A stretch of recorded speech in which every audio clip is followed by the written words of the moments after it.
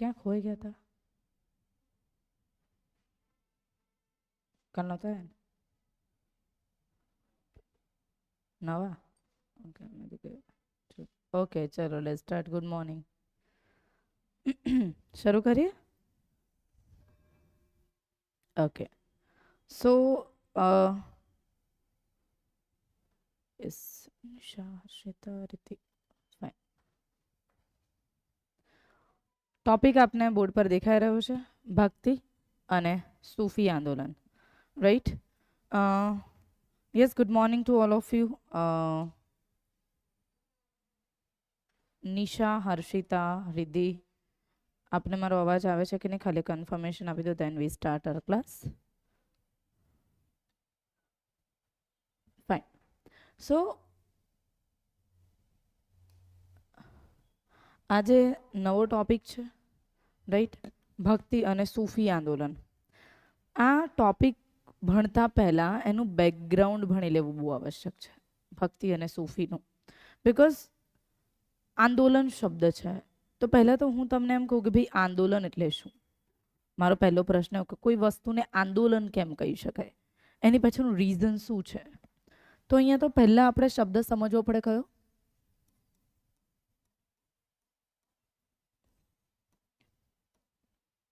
આંદોલન શબ્દ કે આને આંદોલન એવો જ શબ્દ કેમ આપવામાં આવે છે એની પાછળનું રીઝન શું છે એની પાછળનું રીઝન એ છે કે કોઈક એક વસ્તુ ચાલી રહી હતી એનો સમાજે બહુ મોટા માત્રામાં વિરોધ કર્યો અને એ વિરોધને સામા પક્ષે એવા લોકો પણ મળ્યા કે જે તે વિરોધનો સાથ આપવા માટે કટિબદ્ધતા દર્શાવી અને એને અપનાવ્યો પણ ખરો તેવું તો શું હતું કે જેનાથી તમારે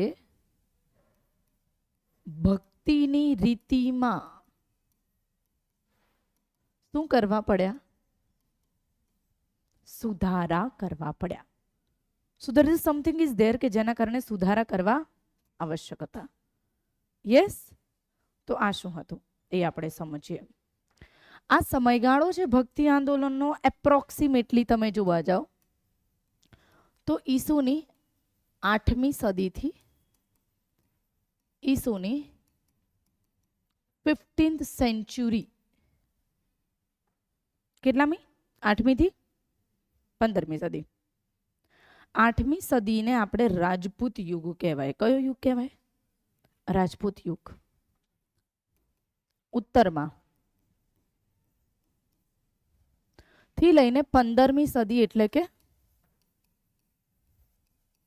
કયો યુગ મુઘલ યુગ હા કે ના હા રાજપૂત યુગથી મુઘલ યુગની મધ્યમાં આવેલું ભક્તિની રીતિમાં પરિવર્તન જે આજે આપણે જોવાનું છે બરાબર જેની શરૂઆત દક્ષિણ ભારતમાં થઈ પરંતુ એ ફૂલ્યો ફાલ્યો ઉત્તર ભારતમાં roots is in southern India but branches leaves fruits in northern India of bhakti andolan okay fine સો અહીંયા આપણે એ ભણવાનું છે કે સમાજમાં એવી તો કઈ નેગેટિવિટી હતી જેના ઉપર અહીંયા સુધારકોએ પ્રશ્નાર્થ ઊભા કર્યા તો સમાજમાં રહેલી તકલીફ વિશે આપણે પહેલા વાત કરીએ કે ભક્તિ આંદોલન કેમ જરૂરી હતા એની પાછળનું પહેલું રીઝન હતું કયું હશે પહેલું રીઝન જસ્ટ ટેલ મી રેન્ડમલી તમારા મગજમાં શું આવે છે આપણે આટલું બધું ક્યારનું બોલી રહ્યા છે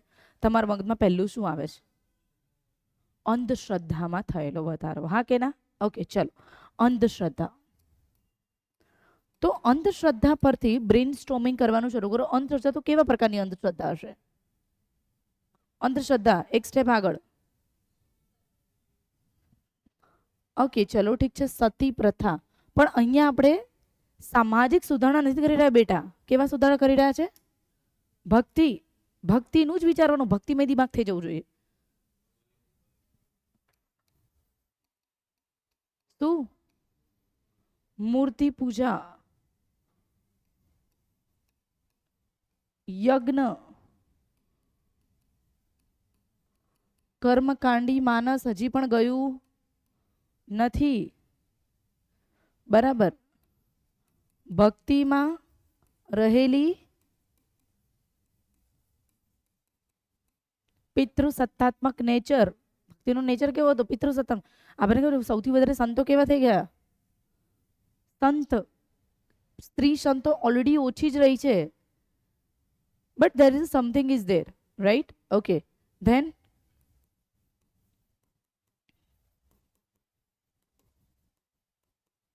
દિશાઓનું મહત્વ, બહુદેવવાદ, મતલબ દેવો વધતા જાય છે. તમને ખબર છે નાતી જાતિ પ્રમાણે અત્યારે પણ દેવો છે ને આપણે અમુક દેવોને અમુક જ્ઞાતિ પૂરતા આપી દીધા છે, હા કે ના? આ ઉમિયા માતા તો કોણ હોય? આ બેન ખુશાલી મને એમ કે બેન હું ઉમિયા માતાને ભજું, તો હું એને હું સમજું? પટેલ, અરે કડવા પાટીદાર, હે કે નહીં? હવે કોક કે બેન ગોગા, એટલે સમજીરાનું ઉત્તર ગુજરાતના ચૌધરી સમાજ ગોગા બાપાને માને, ભરિયા દેવને માને. સમજ્યા તમે? સો આ એક અસર છે કે ભાઈ આ બેન કે બેન હું માનું કે પેલા પીઠોરા દેવને, તો સમજી લેવાનું પીઠોરો દેવ એટલે રાઠવા જ હશે ભઈલો. કોણ છે? રાઠવાઓના દેવતા, એટલે રાઠવા સિવાય કોઈ પીઠોરા દેવને માને નહીં. તો આપણે શું કર્યા? આપણે શું કર્યું? જાતિ પ્રમાણે દેવોને વિભાગ, એ બહુદેવવાદ કહેવાય. શું કહેવાય? બહુદેવવાદ. બહુદેવવાદ, અને એમાં પણ દેવોનું જાતિગત વિભાજન તે એકબીજાને લોકોથી કેવા કરી નાખે છે? દૂર કરી નાખે છે. એકતાનો અભાવ થઈ જાય છે, હા કે ના? હા. પ્લસ વર્ણવાદ તો હતો, પણ હવે અહીંયા વર્ણવાદની સામે પાર્શલી કોમવાદનો પણ પ્રગટ થાય છે. એટલે કે હિન્દુ,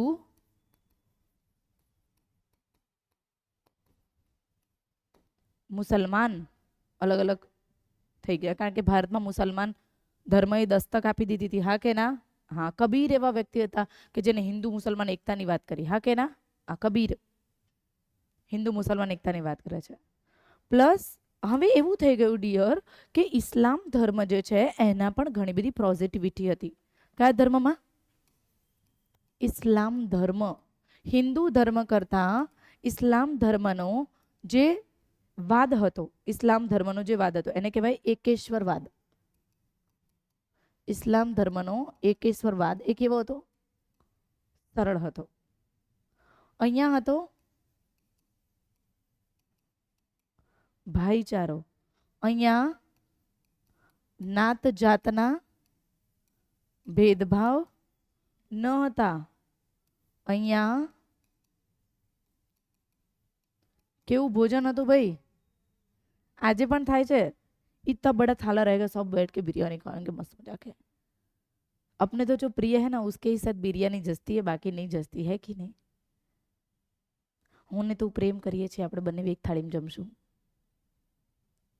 બાકી આપણે આપણા કાકાનો છોકરો, એની વહુ બધા એક થાળીમાં જમે. મામાનો છોકરો બધો એક થાળીમાં ના જમે. પુરુષ તો એક થાળીમાં મેં નહીં જમતા જોયા અત્યાર સુધી. બે ભાઈઓ જમતા હોય તો બરોબર છે ઘરમાં, પણ એ પણ નાનપણમાં મમ્મીએ આપ્યું હોય તો બે શેરિંગ ઇઝ કેરિંગ બેટું, તો પેલું બેટું શેર કરે. બાકી મેં તમે લોકોએ જોયા હશે, આઈ ન્યુ ઇટ, પણ મેં કોઈ પુરુષમાં એટલો બધો પ્રેમ નથી જોયો કે ભાઈ બે પુરુષો એક જ થાળીમાં જમતા હોય. બે બહેનો જમતી જોઈ છે, સ્ત્રીઓ જમતી હોય. હા, પછી એક જ કેફેમાં એક જ વસ્તુ મંગાવી હોય તો બેટ ઠીક છે કે ખાતા હોય, બટ આવું નથી જોવા મળતું. But in the Islam community હવે આપણે આપણા પરિવારના થઈને એક થાળીમાં નથી જમી શકતા. તો અહીંયા તો તમે જુઓ તો અહીંયા તો બધા સામૂહિક ભોજન લે, નાત જાતના ભેદભાવ નથી, ભાઈચારો છે. અને અહીંયા અલ્લાહની કોઈ મૂર્તિ નથી, એક પ્રકાશ છે. કોની મૂર્તિ નથી? તો આનું જે દર્શન છે તે કેવું છે? કેવું દર્શન છે ભાઈ? અમૂર્ત દર્શન છે. અમૂર્ત દર્શનમાં લોકોને વિચારવાની છૂટ આપવામાં આવે છે કે તમારો જેવો દ્રષ્ટિકોણ એવો અલ્લાહ, હે કે નહીં? યસ. આપણે આજે બહુ સરસ સરસ વાત પણ કરીશું જે તમે નથી જાણતા, એની પણ વાત કરીશું. અને અહીંયા કેવું છે ખબર છે? આપણા in that particular time, we have a plenty of the books are there. Ved, Vedant, Vedang. Vedanta એ જ ઉપનિષદ છે. વેદ, વેદાંત, વેદાંગ. નથી મજા આવતી? Okay, we have the Puranas, we have a સ્મૃતિ ગ્રંથ, we have Aranyaka, Ramayana, Mahabharata. There are the lots of the books are there in our particular religions. જેને જેવું દેખાયું એને સમાજને નવીનતા આપવાનો પ્રયત્ન કરો ને એવો ધર્મ એનો થયો. હા કે ના? હા. ભગવાન વિષ્ણુના પણ કેટલા બધા અવતારવાદની કથા છે.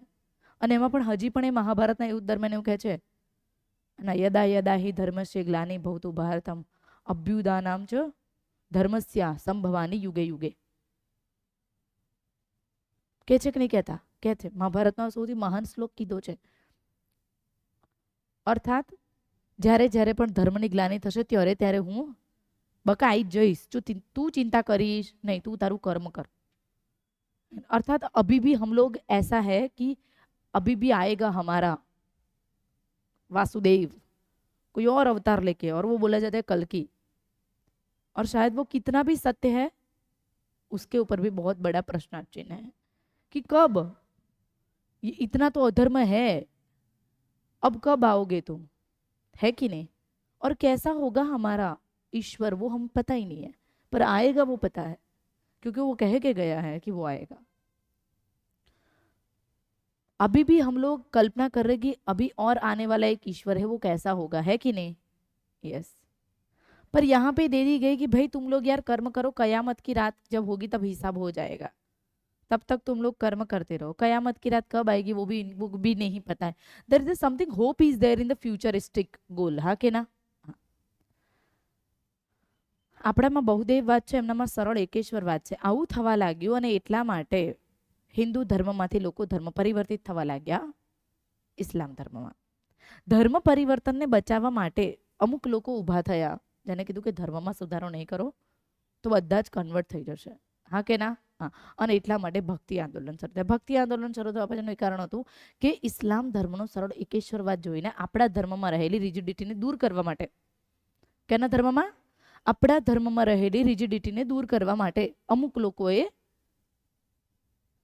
એની ધુરા સંભાળી કે અમે આને સરળતા લાવીને આપીશું. બરાબર. અને દેટ ઇઝ વાય આપણામાં નિર્ગુણવાદનો જન્મ થાય છે. શાનો જન્મ થાય છે? નિર્ગુણવાદ. સમજાય છે?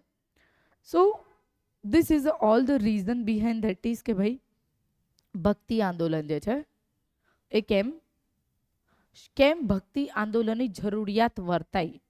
સીધી ભાષામાં જો મારે એને પોઇન્ટિંગ કરીને કહેવાનું થાય તો હું એને શું કહું?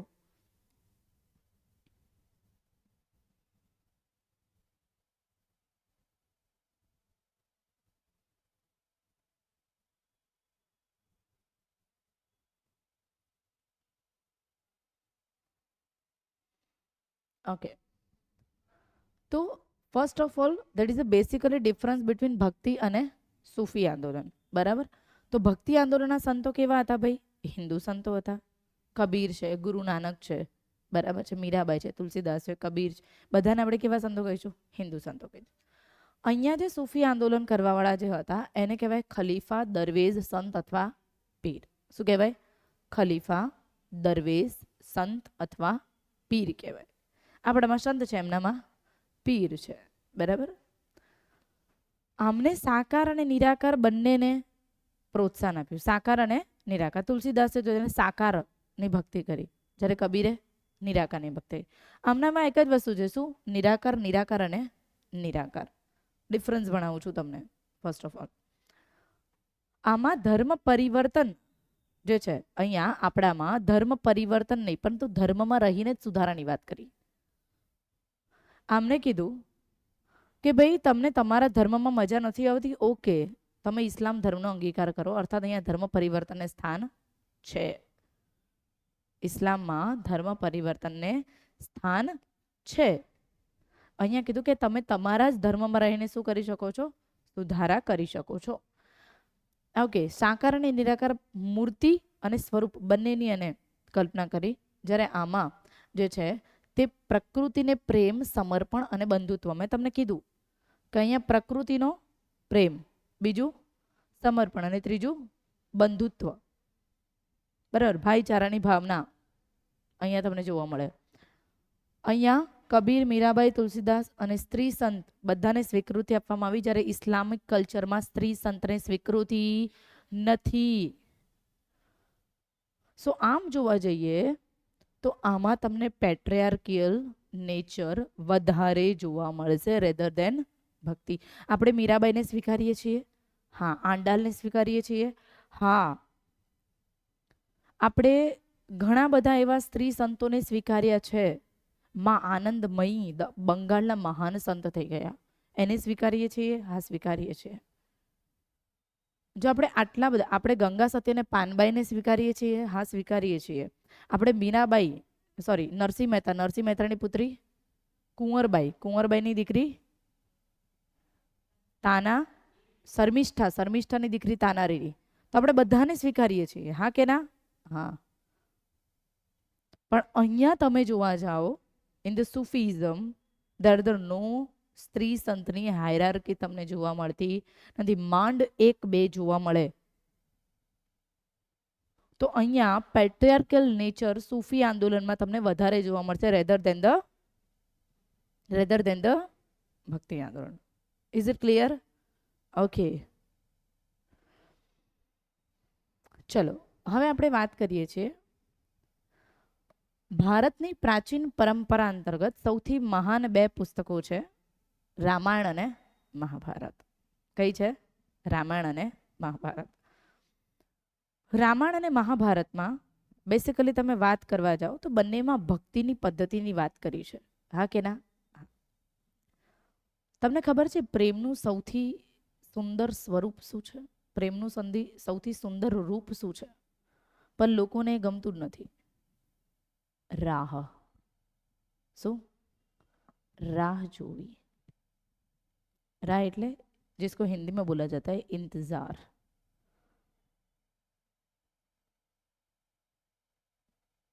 અને જેને અંગ્રેજીમાં કહે endless waiting.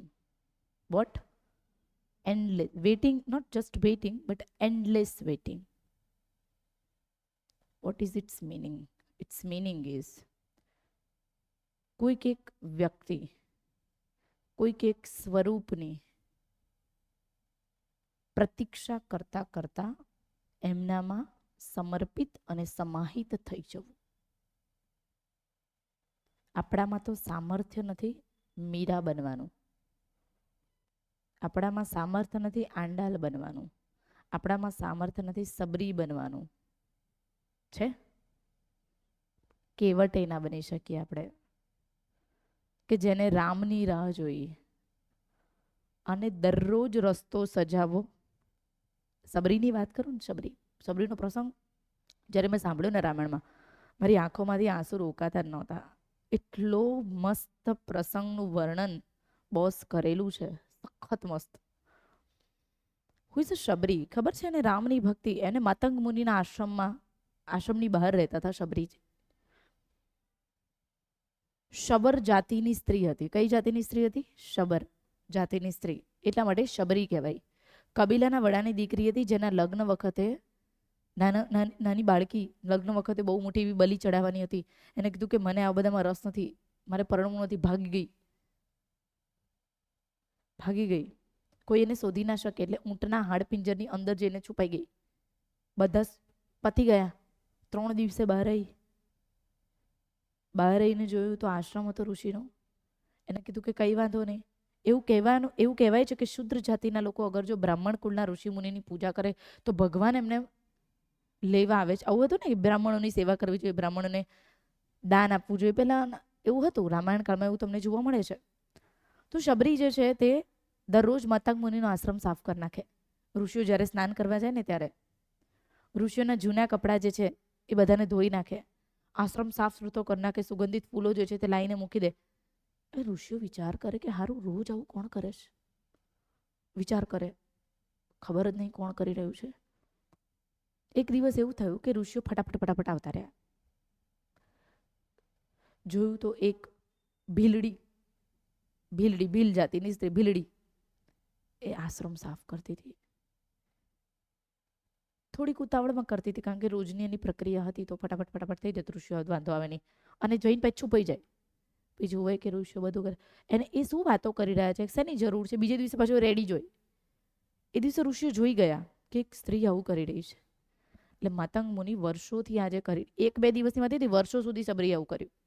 એટલે માતંગ મુનિ આવ્યા અને કીધું કે ભીલડી સાંભળ, મને નથી ખબર કે અમારી ભક્તિથી અમને ઈશ્વર મળે કે ના મળે, પણ તું યાદ રાખજે, આ જ જગ્યાએ તું રહેજે, તને એક વખત શોધતા શોધતા ઈશ્વર આવશે. તો કે મને શોધતા ઈશ્વર આવશે એક ભીલડીને? તો કે હા, એક ભીલડીને. શબરીના આંખમાંથી દળ આંસુડા વહેવા લાગે છે કે મને તમારા વચન ઉપર વિશ્વાસ છે. તમે જુઓ, મતંગ મુનિને શું કીધું?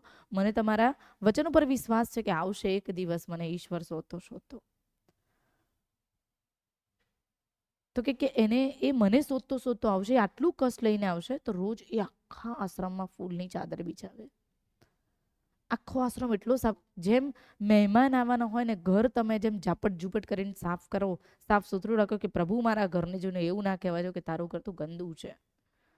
એ ક્યાં બેસશે, શું કરશે, શું ખાશે?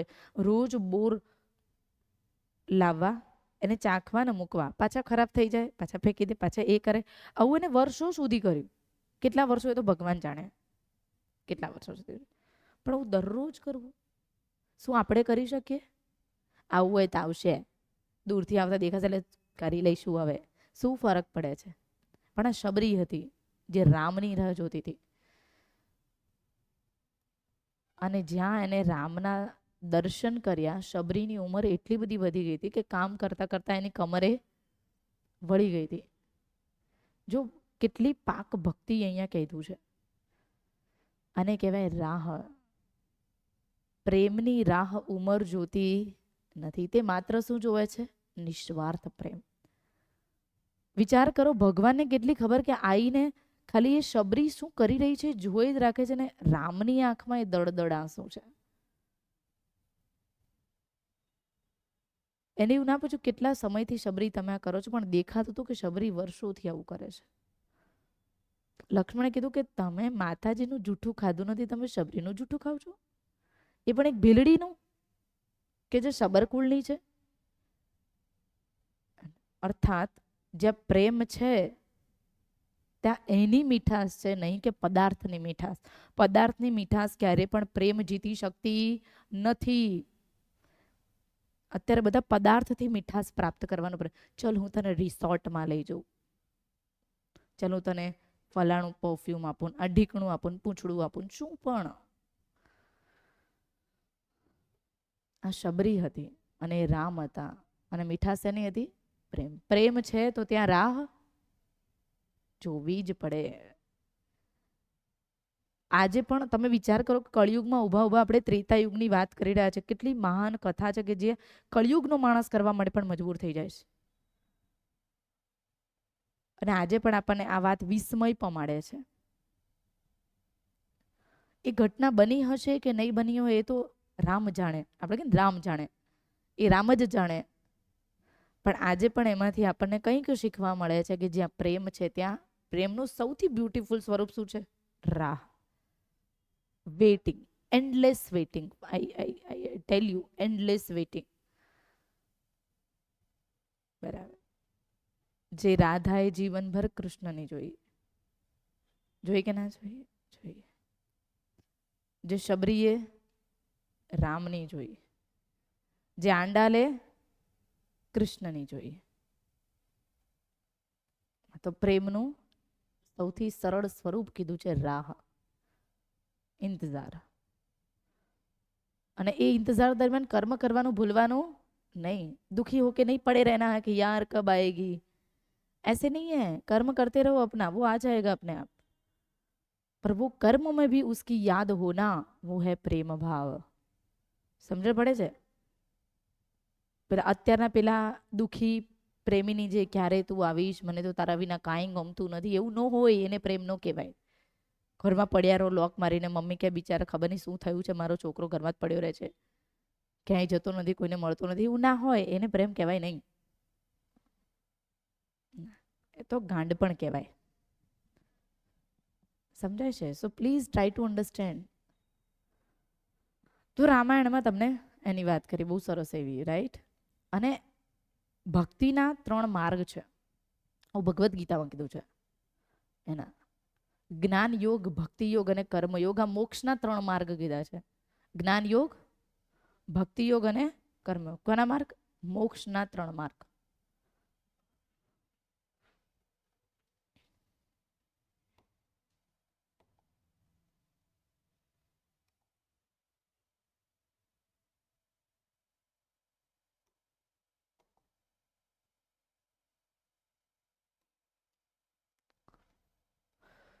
મોક્ષના 3 માર્ગ ભગવદ્ ગીતા પ્રમાણે કેટલા છે? જ્ઞાન યોગ, ભક્તિ યોગ અને કર્મયોગ. જે અર્જુનને કોને આના સિદ્ધાંત આપ્યા? અર્જુન કૃષ્ણ સંવાદમાં આ કીધું છે, બરાબર. ભક્તિ આંદોલનમાં તમને 2 માર્ગની અસર જોવા મળે. આપણે પ્રેમ માર્ગની વાત કરી નાખી, હમણાં જ કરી. એક્ઝામ્પલ સબરી અને રામનું આપ્યું. પ્રપતિ માર્ગ એટલે કયો માર્ગ કહેવાય? પ્રપતિ માર્ગને કહેવાય કયો માર્ગ? સમર્પણ માર્ગ, દાસત્વ માર્ગ. કેવો માર્ગ? દાસત્વ. જે નરસિંહ મહેતાએ કોના પ્રત્યે કીધું? કૃષ્ણ ભગવાન પ્રત્યે, દાસ. અને એટલા માટે ભક્તિ આંદોલનમાં દરેક સંતોની વાહે તમે જોજો, શું લાગે છે? તુલસીદાસ, સ્વામી રામદાસ, અને અહીંયા તો શ્રી શ્રી શ્રી પરમ પૂજ્ય ધર્મ ધુરંધર ધધુન પપ્પુ લાગે. આજે પણ ઇસ્કોન પ્રણાલીમાં તમે જો કોઈ પણ સાધુની પાછળ દાસ જ લાગતું હોય. દાસ શબ્દ જે છે ને તે મધ્યકાલીન ભક્તિ પરંપરા અંતર્ગત આવેલો શબ્દ છે. દાસત્વનો અર્થ છે સમર્પિત. નરસિંહ મહેતા, તુલસીદાસ, બરાબર, એ બધાની વાહે દાસત્વનો ભાવ છે. અને આનું બેસ્ટ એક્ઝામ્પલ હું તમને રામાયણ કાળનું પણ જો બતાવી દઉં તો હનુમાનજી અને રામ. હનુમાન અને રામ. તમે રામની ભક્તિ કરો ને તો હનુમાન ખુશ જ છે. રામ ગુણ કેળવ્યા વગર હનુમાનજીને પામી શકાતા નથી. ક્યારેય યાદ રાખજો. તમારે હનુમાનજીની પ્રાપ્તિ કરવી હોય તો તમારે કોના ગુણને કેળવવો પડશે? રામ ગુણ કેળવવો પડશે. અને રામ ગુણ જે આવે છે તે શું નથી આવતી? જાતિવાદ આવતો નથી, રાઈટ? આ વર્ણ વ્યવસ્થાને પણ નકારે છે. તો વર્ણ વ્યવસ્થા, જાતિવાદ, આ રામના ગુણ છે, બરાબર, એને નકારવું. ઓકે, અહીંયા મનુષ્ય અને ઈશ્વર વચ્ચેનો એક સંબંધ બતાવ્યો છે 6ઠી થી 10મી સદીની વચ્ચે. આ દક્ષિણ ભારતમાં ને 10મી સદી બાદ એ ઉત્તર ભારતમાં ફાલ્યો. પહેલા ક્યાં ફાલ્યો અને પછી ક્યાં ફાલ્યો? Is it clear? ઓકે, ચલો પ્રાચીન ભક્તિ પરંપરાના ઉદ્ભવ અને વિચાર વિશે વાત કરીએ, બરાબર.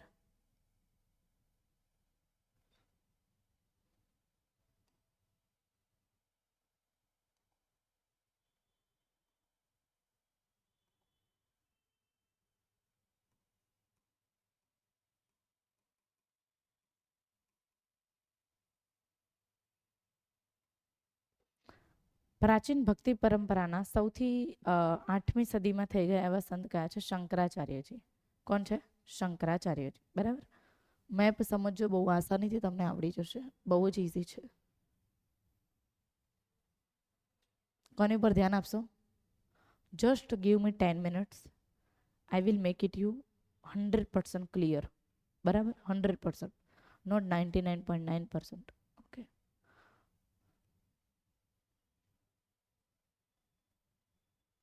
આ શું છે? કેરળ. કેરળમાં એક ગામ છે જેનું નામ છે કલાબી ગામ. કયું ગામ છે? કેરળનું કળાદી ગામ. કેરળનું કયું ગામ છે ડિયર?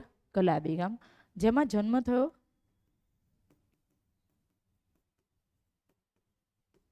શંકરાચાર્ય. સૌથી દક્ષિણ ભારતના પ્રાચીન સંત કહેવાય છે કે જેમને અદ્વૈતવાદ નો સિદ્ધાંત આપ્યો. શેનો સિદ્ધાંત આપ્યો ડિયર? અદ્વૈતવાદનો સિદ્ધાંત આપ્યો. અદ્વૈતવાદ આપણે લાસ્ટ લેક્ચરમાં સમજ્યા હતા, છતાં પણ હું તમને એક વખત ક્લિયર કરી દઈશ એક જ લાઈનમાં. Just weight four while. પહેલા આપણે એક ચાર્ટ જોઈ લઈએ. તમને અદ્વૈતવાદનો સિદ્ધાંત આપ્યો શંકરાચાર્યજીએ. શંકરાચાર્યજીના અદ્વૈતવાદને ખંડન કરી તેને વિશિષ્ટ સ્વરૂપ આપ્યું રામાનુજાચાર્યએ. કોને આપ્યું? રામાનુજાચાર્યએ. સો દેટ ઇઝ વાય અહીંયા આપણે વાત કરીએ છીએ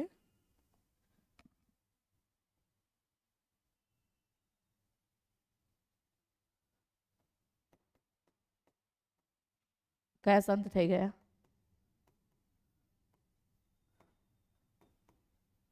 રામાનુજાચાર્ય. મેં તમને લાસ્ટ લેક્ચરમાં શ્રી સંપ્રદાય કીધું હતું.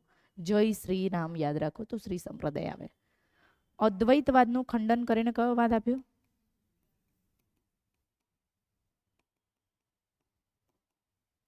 જે ચોલ સામ્રાજ્યમાં થઈ ગયા, લેટ ચોલ એમ્પાયર્સમાં એનો બહુ મોટો રોલ આવે છે. બરાબર છે. હવે કર્ણાટકના ઉડુપી ક્ષેત્રમાં, કયા ક્ષેત્રમાં? કર્ણાટકના ઉડુપી ક્ષેત્રમાં એક સંત થઈ ગયા જેમનું નામ છે માધવાચાર્ય. શું નામ છે?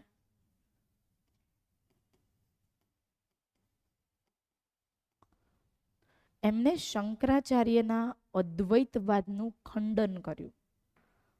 કોના? બધા શંકરાચાર્યના વાદનું જ ખંડન કરશે. બરાબર. અને એને એક અલગ સ્વરૂપ આપ્યું જેને કહેવાયો અદ્વૈતની સામે ઊંધું થઈ જશે. કયો વાદ? દ્વૈતવાદ કહેવાશે. કયો વાદ કહેવાશે? દ્વૈતવાદ. તો કર્ણાટકના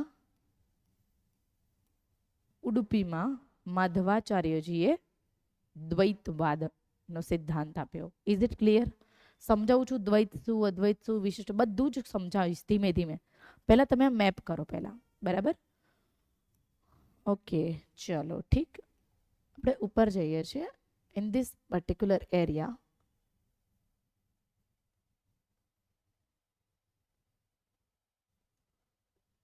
એક સંત હતા જે આમ જોવા જઈએ તો આ આખું જે છે ને તે વિજયનગરમાં આવતું હતું. કર્ણાટકથી લઈને આંધ્ર આખું વિજયનગર સામ્રાજ્યનો ભાગ હતો. જે ક્ષેત્રને મૈસૂર ક્ષેત્ર કહેવાય. કયું ક્ષેત્ર કહેવાય? મૈસૂર ક્ષેત્ર. અહીંયા એક સંત થઈ ગયા, મૈસૂર ક્ષેત્રમાં એક સંત થઈ ગયા જેને કહેવાયા નિમ્બાર્કાચાર્ય. કોણ કહેવાયા? નિમ્બાર્કાચાર્ય. તો અહીંયા હું લખું છું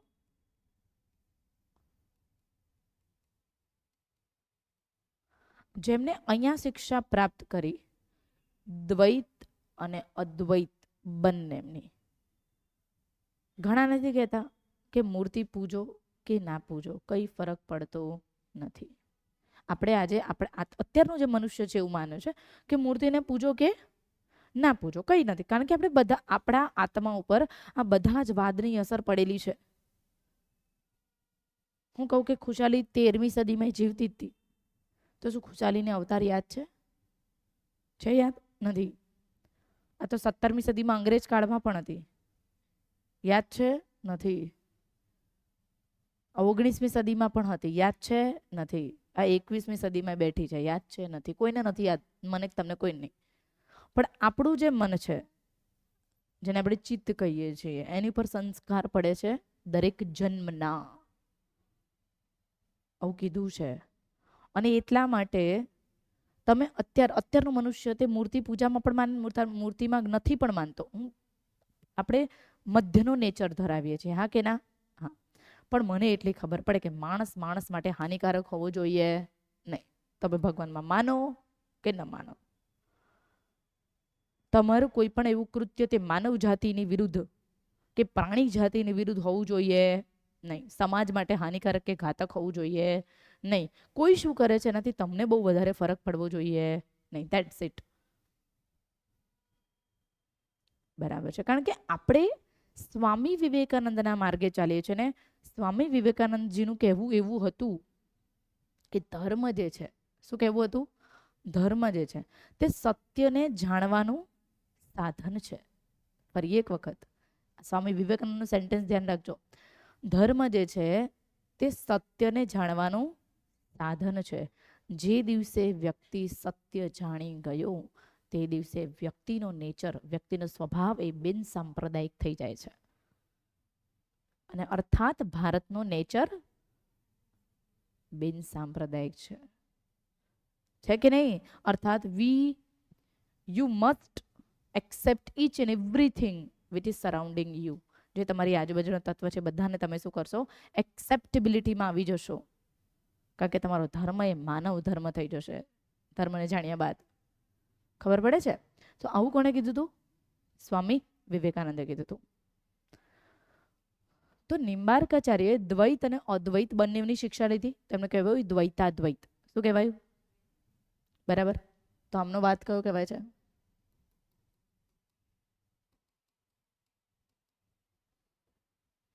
કયો વાત કહેવાય છે? દ્વૈતાદ્વૈત વાત. Is it clear? 4 સંતો 4 વાત. જોડકા જોડો આવડવા જોઈએ.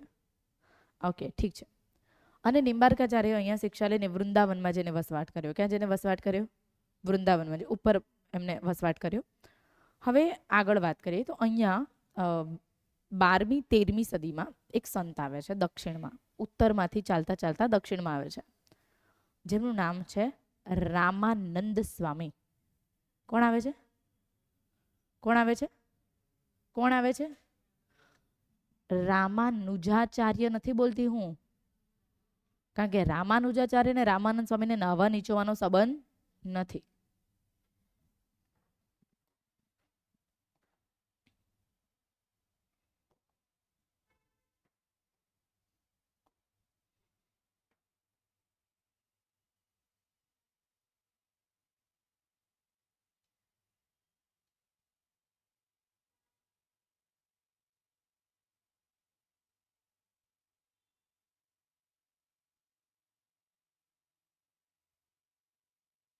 કયા સંત આવ્યા? રામાનંદ સ્વામી આવ્યા. આ સ્વામીએ દ્વૈતવાદ, દ્વૈતાદ્વૈતવાદ, અદ્વૈતવાદ અને વિશિષ્ટ અદ્વૈતવાદ બધા જ વાદ સમજ્યા. બધા જ વાત સમજ્યા કે ભાઈ આ બધા કેવા શું માંગે છે. એમને એમાંથી તારણ કાઢ્યું અને આ જે ભક્તિ માર્ગ છે એને એક સરળતા આપવાનો સરળતા આપી, એને ટચ કરી. અને આ રામાનંદ સ્વામી બધે ફરી સધર્ન ઇન્ડિયાની યાત્રા કરી અને પછી પાછા ક્યાં જતા રહ્યા? ક્યાં આવતા રહ્યા? ઘર ભેગા થાય કે ના થાય? થાય. ઉત્તરમાં આવતા રહ્યા. તો રામાનંદ સ્વામી તે ભક્તિના બીજને લાવી, ભક્તિના બીજને ઉપર સુધી લઈ આવ્યા. અને રામાનંદ સ્વામીનો આ વાદ એ 2 ભાગમાં વિભાજિત થયો, સુગુણવાદ અને નિર્ગુણવાદ. કયા વાદમાં કહેવાયો? સુગુણવાદ અને. તો દક્ષિણના જે ભક્તિના વાદ હતા ને રામાનંદ સ્વામી કેટલા વાદમાં વિભાજિત કર્યા? 2. એક સુગુણ ભક્તિ અને બીજી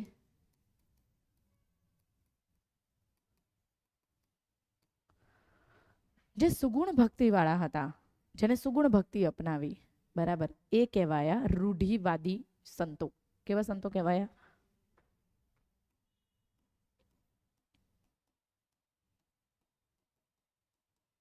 આને કહેવાય ऑर्थोडॉक्स इन नेचर. रूढ़िवाद अर्थात जो हम करेंगे तो वो एक ही भक्ति करेंगे. क्योंकि अभी ना कल ही मैंने सुना, मतलब हमारा मारा सासू जी મને કહેતા હતા કે પતિ એક હોય. મેં તો બરાબર છે, પતિ એક જ હોય. તમે આટલા બધા ભગવાનમાં માન્યતા ધરાવો છો, બરાબર, પણ તારે એક જ સમજો એટલે તમે એકને જ ભક્તિ કરો. મેં કીધું એવું ના હોય મમ્મી. હા, મારે બધાને માનવું છે. હું જ્યાં મને સારું દેખાશે, જ્યાં મને દર્શન કરવા યોગ્ય લાગશે, હું બધાને દર્શન કરીશ. કારણ કે બીજાના ભગવાનને નમવું એ આપણો ધર્મ છે, હે કે નહીં? બરાબર. હવે આ મને લઈ જાય એના દેવ મોગરા માતાના મંદિરે, ખુશાલી કે મેડમ દેવ મોગરા માતા તો મૂકો, મૂક નહીં. મને દેવી ગમી ગયા તો હું એમનો ફોટો બોટો ઘરમાં લઈને મેલી શકું કે ના મેલી શકું? યાર,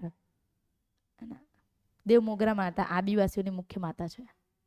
કોની માતા છે?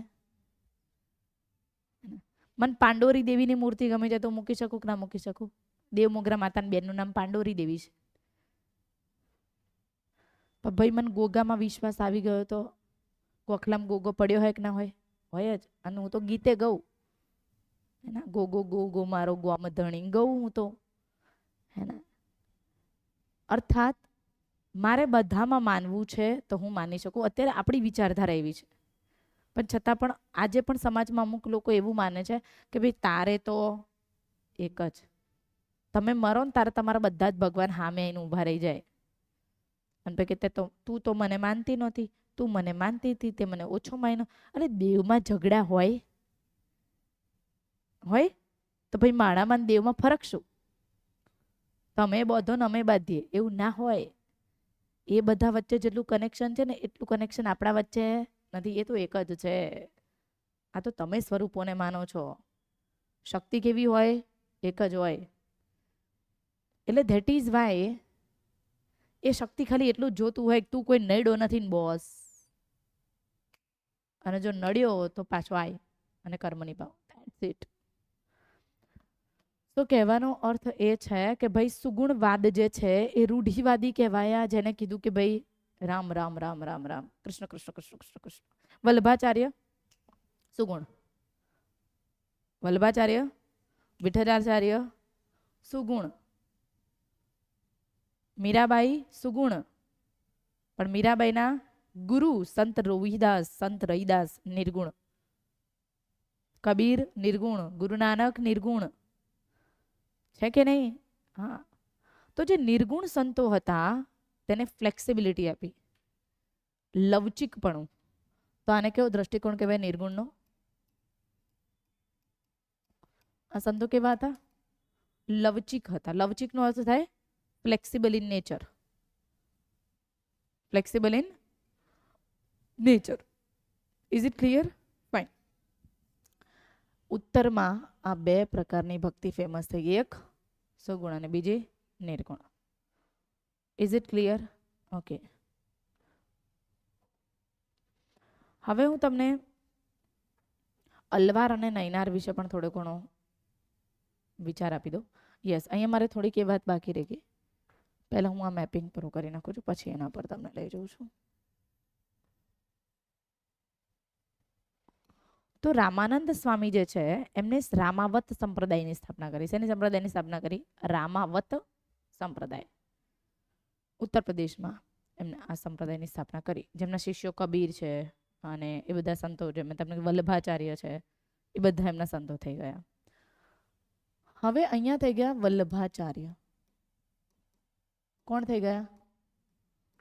વલ્લભાચાર્ય જે છે, વરાળ ઉપર હોય તો વરાળનું પાણી હંમેશા કેવું શુદ્ધ હોય કે નહીં? તો આ વરાળ ઉપર આવી, ઉપર આવી બધી વરાળ, ભક્તિની વરાળ. તો કેવી થઈ ગઈ અહીંયા વરાળ?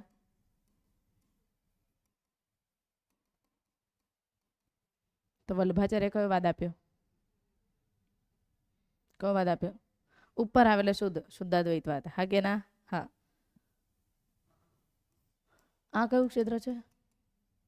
બંગાળનું કયું ક્ષેત્ર? નદી. બંગાળના નદીમાં કયા સંત થઈ ગયા? બોલો ફટાફટ.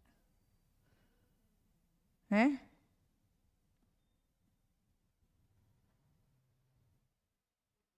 ચૈતન્ય મહાપ્રભુ. કોણ થઈ ગયું?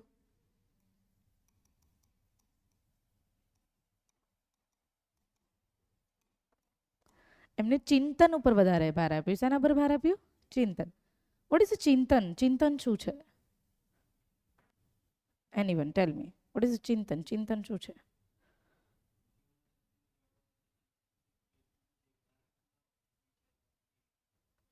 જીવનના સત્યને જાણવા માટે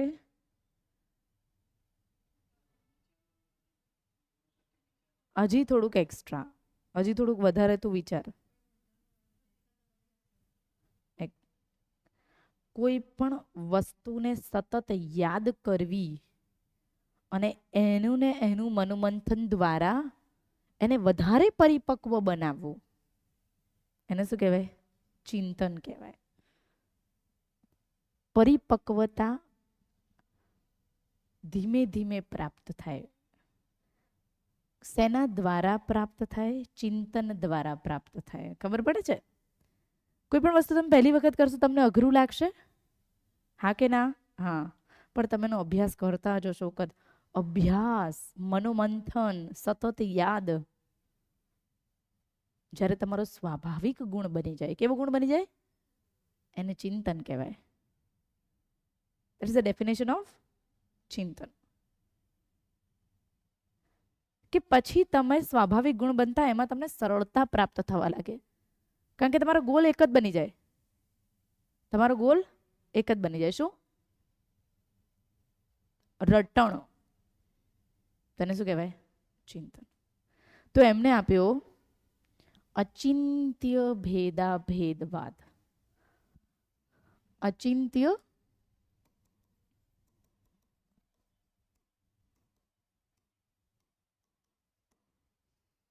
ગોટ ઇટ? અચિંત્ય.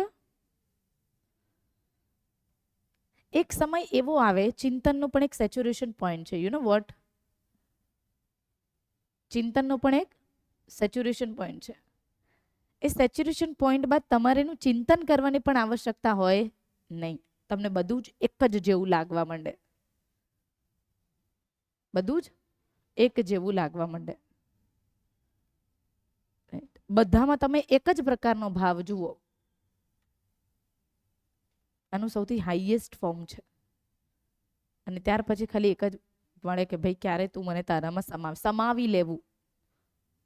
ચિંતનનું આખરી સ્વરૂપ છે. Is it clear? Okay. So this is what about અચિંત્ય. હવે તમને જોડકા જોડોમાં પૂછાય. તેમાં પૂછાય જોડકા જોડો. ચલો ઠીક છે, ફટાફટ બોલજો. શંકરાચાર્ય અદ્વૈતવાદ, માધવાચાર્ય, રામાનુજાચાર્ય, નિંબાર્કાચાર્ય, વલ્ભાચાર્ય અને ચૈતન્ય મહાપ્રભુએ અચિંત્ય ભેદા ભેદવાદ. આ કોષ્ટક ઘૂઘરા જેવું રેડી હોવું જોઈએ. Is it clear? સમજણ પડી? ઓકે.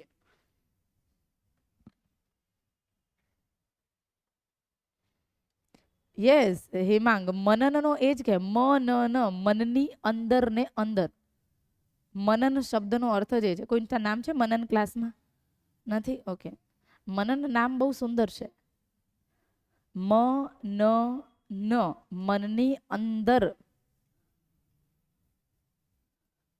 સતત કોઈ વસ્તુ ભમ્યા કરવી, જે જન્મ આપે ચિંતનને. ખબર પડી? ઓકે. સાચી વાત છે હેમાંગ. હા, નાઇસ.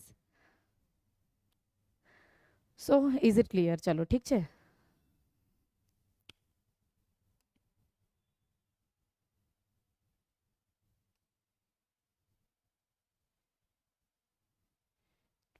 આપણે એની વાત કરી નાખી. એક નાનકડી એવી વાત.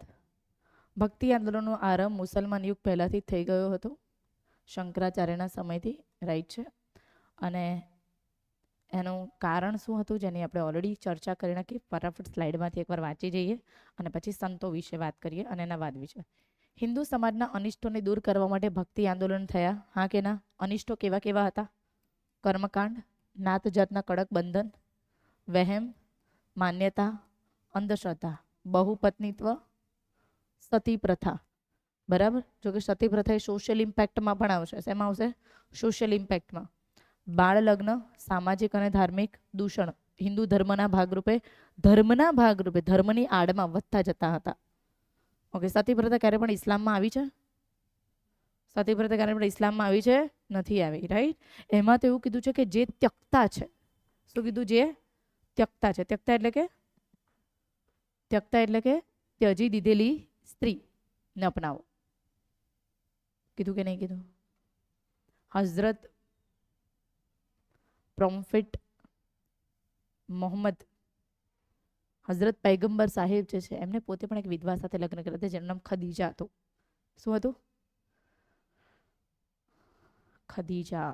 વિધવા સાથે લગ્ન કર્યા હતા. That is the example of જે ત્યક્તા છે એને અપનાવો. કારણ કે there is a literacy is low at that time. The literacy ratio women ગુપ્તકાળથી જ કેવો થતો ગયો, ડિક્લેનેશન્સ. એજ્યુકેશન ઓફ વિમેન કેવું હતું, ઓછું હતું.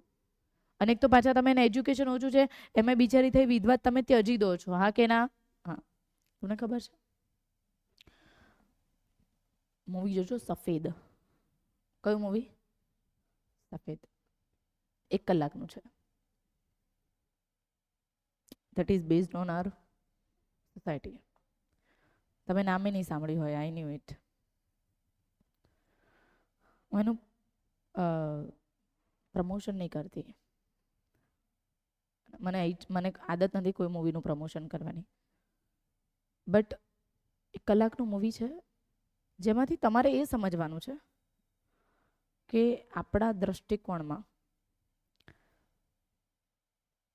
એ વખતના સમાજમાં હવે તો ધીમે ધીમે બધા સુધરતા જાય છે, પણ વિધવાઓની પરિસ્થિતિ શું હતી ઇન દેટ પર્ટિક્યુલર મૂવી. વિધવાઓને ઘરની બહાર કાઢી મૂકવામાં આવતી અને એમના માટે એક અલગ જગ્યા હતી કે જ્યાં બધી વિધવાઓ જ રહેતી હોય.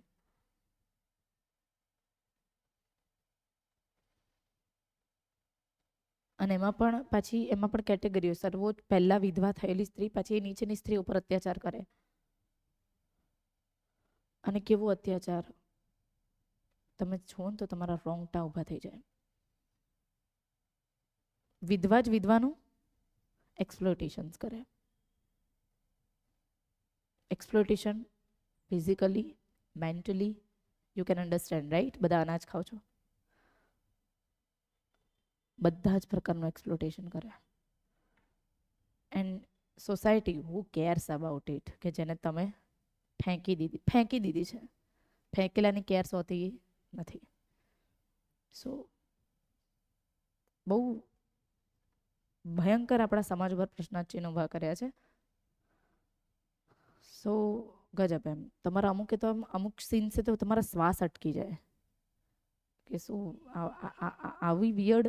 અને what is the movie? Movie is a mirror of our society. Yes or yes? So સમાજમાં હવે સુધારાની જરૂરિયાત હતી અને અમુક સંતોએ પહેલ કરી. ઇસ્લામ ધર્મનો સરસ એકેશ્વરવાદ જે છે તે બધાને ટચ કરી ગયો, જેમાં ઈશ્વરની ઉપાસનામાં મૂર્તિ પૂજા હતી નહીં. અર્થાત તમે જ્યાં ઊભા છો ત્યાં તમારો ઈશ્વર છે. નમાઝ પડવા માટે એવું ખરું કે ભાઈ અહીંયા જ નમાઝ પડી શકાય, મારી ઈચ્છા છે તો હું અહીંયા પણ નમાઝ પડી શકું?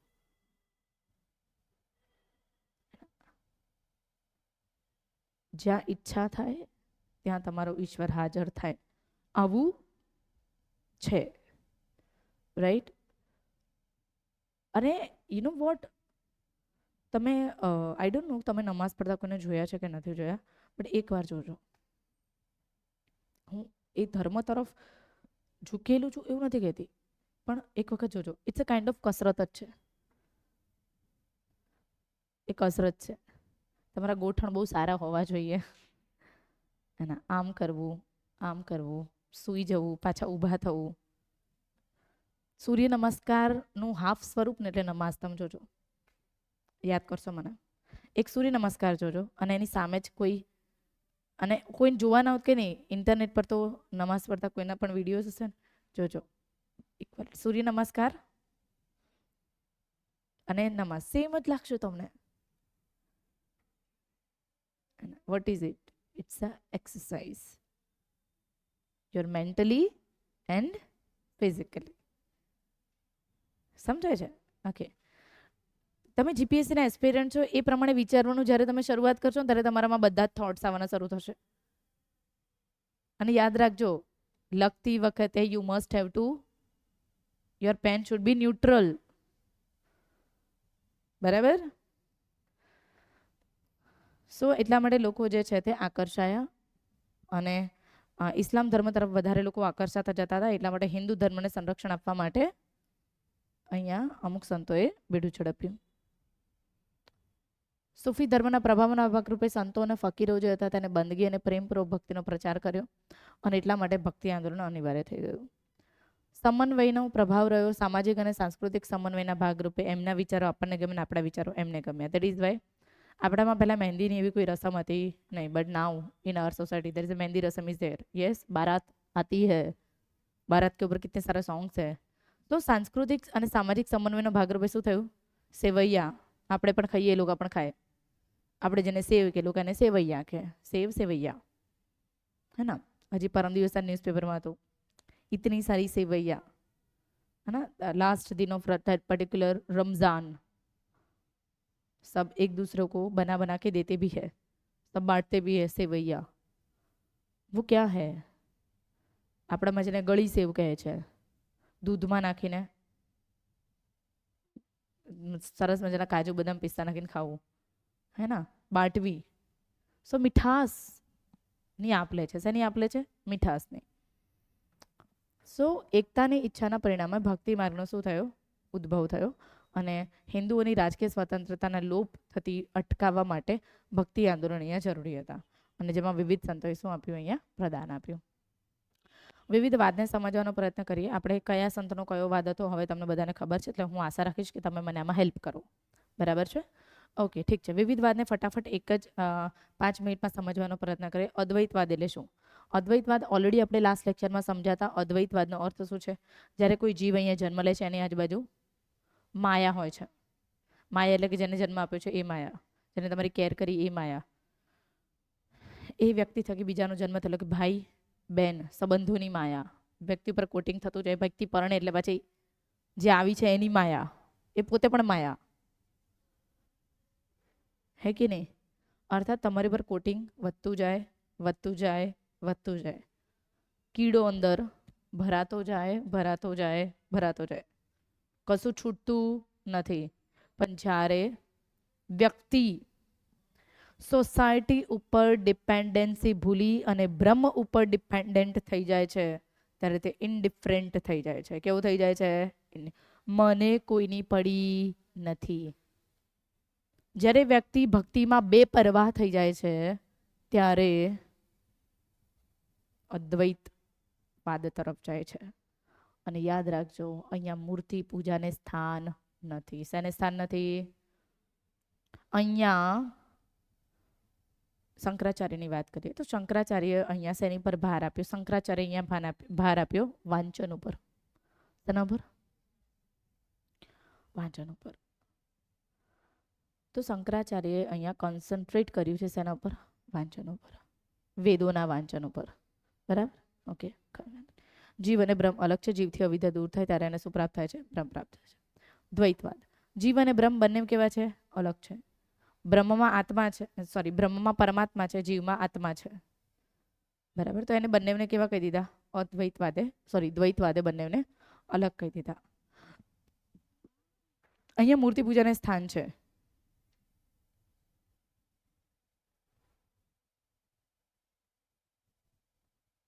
એક મિનિટ હેમાંગ, અહીંયા મૂર્તિ પૂજાને સ્થાન છે. Okay, fine. વિશિષ્ટાદ્વૈતવાદ. મેં તમને લાસ્ટ લેક્ચરમાં વિશિષ્ટાદ્વૈતવાદમાં એમ કીધું હતું, સૂર્ય અને તેની કિરણ, આ શબ્દ મેં વાપર્યો હતો, જો તમને યાદ હોય તો. તમારા અને ઈશ્વર વચ્ચેનો નાતો કોના જેવો છે? સૂર્ય અને તેની કિરણ. વિચાર કરો, આપણે બધા જ, આપણે અહીંયા બેઠેલા બધા જ, મને સાંભળનારા બધા જ કિરણ છે. હું પણ એક કિરણ છું. કોની કિરણ છું? સૂર્યની કિરણ. સૂર્ય એટલે એક જ. આ કહેવા એમ માંગે છે કે તમે ગમે તેટલા ઈશ્વરને જુદા જુદા ગણેલા, કોઈ ઈશ્વર હંમેશા કેવો છે? એક છે. કોઈને અલ્લાહ કહે છે, કોઈને ભગવાન કહે છે, કોઈને ગોડ કહે છે, બરાબર, કોઈને પરમેશ્વર કહે છે, કોઈને ખુદા કહે છે, પણ બધાનો ઈશ્વર એક જ છે, જે નિરાકાર છે, પરમાત્મા. પરમાત્મા શિવ, બ્રહ્માકુમારીમાં કહે છે પરમાત્મા શિવ. શિવ નિરાકાર છે. યસ.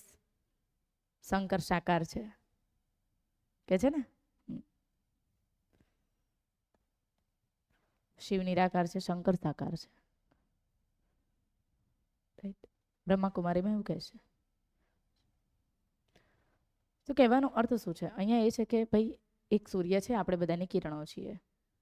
કિરણોમાં ભેદ હોય, આ કિરણ સારી, ના કિરણ ખરાબ ના. તો મનુષ્યમાં પણ ભેદ હતા, તે બધા જ સારા. ઓકે. અને એટલા માટે કહેવાય છે કે દરેક વ્યક્તિમાં ઈશ્વરનો વાસ છે.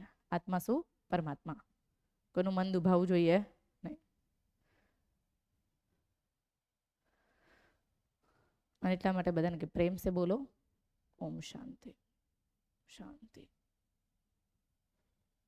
Ultimately happiness is peace. બરાબર. શુદ્ધાદ્વૈતવાદ કોને આપ્યું? શુદ્ધાદ્વૈતવાદ વલ્ભાચાર્ય. Yes, okay. વલ્ભાચાર્ય શું કીધું? વલ્ભાચાર્ય એમ કીધું કે બ્રહ્મ આવી શકતો નથી અહીંયા. કોણ નથી આવી શકતો? બ્રહ્મ. પરમાત્મા નથી આવી શકતો. એટલે પરમાત્મા પોતાના સ્વરૂપને મોકલે છે. કોને મોકલે છે? સ્વરૂપને. પરમાત્માનું સ્વરૂપ 3 છે: બ્રહ્મા, વિષ્ણુ અને મહેશ. બ્રહ્મા, વિષ્ણુ અને મહેશ. સમજો તમે? શુદ્ધાદ્વૈતવાદ સમજાવું છું. બ્રહ્મા, વિષ્ણુ અને મહેશ જે સાકાર છે. જે સાકાર છે. બ્રહ્માનું કામ શું છે? એક જ ધંધો, સર્જન કરવાનું. વિષ્ણુનું કામ શું છે? સર્જન કરતી વખતે કોઈ વચ્ચે વિક્ષોભ ઊભો કરે છે તો ધડાધડ પતાવવાનું, અને જે સારું છે એનું પાલન કરવાનું. તો વિષ્ણુનું કામ શું છે? પાલન કરવાનું. जिसको नारायण बोला जाता है. क्या बोला जाता है? नारायण. पालन करे છે. પાલન કરવા વાળો કોણ કહેવાય? પિતા કહેવાય. શું કહેવાય? પિતા. है ना? सबका बाप बोला जाता है ना. भजो कृष्ण को बाप की ओर, भजो विष्णु के अवतार को, राम को बाप है, अवतार છે. અને મહેશ શું કરે? શંકર વિનાશ કરે, પતાવે, લઈ લે. આ ચક્ર ચાલે જ રાખે, ચાલે જ રાખે, ચાલે જ રાખે, ચાલે જ રાખે છે. પણ આમાં સચ્ચિદાનંદ સ્વરૂપ જે કીધું છે, કેવું? સચ્ચિદાનંદ. જેની બાળપણની કહાનીઓ છે, જેની યુવાવસ્થાની કહાનીઓ છે, જેની પરિપક્વતાની કહાનીઓ છે, અને જેના અંતિમ ગાળાની પણ કહાનીઓ છે, એવો એક જ છે. કોણ? કૃષ્ણ. કોણ છે? કૃષ્ણ. જો સચ્ચિદાનંદ સ્વરૂપ છે, જેનું કોઈ પણ સ્વરૂપ ભજો છો તો તમને એ ગમે છે, એ કોણ છે? કૃષ્ણ. આ વાદને શુદ્ધાદ્વૈત કહેવાય. કયો કહેવાય? તમને બધાને ખબર જ છે. હું આમાં કંઈ નવું કહી રહી નથી, પણ હું તમને ખાલી ને ખાલી દરેકને એક ચોકઠામાં રાખવાનું શીખવાડું છું. બરાબર? તો અમને આવું કીધું. દ્વૈતાદ્વૈત એટલે શું? દ્વૈતાદ્વૈત એટલે મધ્ય. દ્વૈતાદ્વૈત એટલે શું કહેવાય? મધ્ય. એમને કીધું કે બ્રહ્મની વિચારધારા અને ગુણોનો અભ્યાસ, બ્રહ્મનો સ્વભાવ અને ગુણોની અજોડતા અને એની મહાનતાને સ્વીકારો. સીધી ભાષામાં કહીએ તો ભગવાનની મહાનતા અને ભગવાનના ગુણોને સ્વીકારો. તેના ગુણોને સ્વીકારો? ભગવાનની મહાનતા અને ભગવાનના ગુણો. હવે તમે મૂર્તિ સાથે સ્વીકારો કે અમૂર્તિ વગર સ્વીકારો, કોઈ ફરક પડતો નથી. આવું કોને કીધું? નિંબાર્કાચાર્યએ દ્વૈતાદ્વૈતવાદમાં કીધું. Is it clear? ફાઇન. આરાધના ઉપર ધ્યાન. તમે ભગવાનને, તમે એવું માનો છો કે તમે ભગવાનને ખાલી નમન કરશો તો ભગવાન તમને મોક્ષ આપી દેશે? ક્યારે એવું થતું? આરાધના આવશ્યક છે. શું આવશ્યક છે? આરાધના. આરાધના એટલે કે ડેલી ભક્તિ અને આરાધના કહેવાય. બરાબર? નથી? તમારા ઘરમાં તમે જોયું હશે, બરાબર? તમારા ઘરમાં તમે જોયું હશે કે પેલું બાળક હોય ને, નાનું બાળક જે હોય, એક વસ્તુ નોટ કર, બાળક છે ને કે રમતો ને ખાલી જોજ જ કરવાનું, તમને ઘણું બધું શીખવા મળશે. શરૂઆતમાં જ્યારે તમારા ઘરમાં આરતી ચાલતી હોય ને, ત્યારે ખાલી એમ જોતું હોય, તમે શું કરો છો ને એ નિહાળતું હોય. અઠવાડિયું વીતવા દો, અઠવાડિયું સામે સામે બેસાડો તો એ જોડે ને જોડે ગાવા માંડશે. એને શબ્દો ખબર નહીં પડે. હા, એને શબ્દો ખબર નહીં, શબ્દોનો અર્થ નહીં ખબર પડે.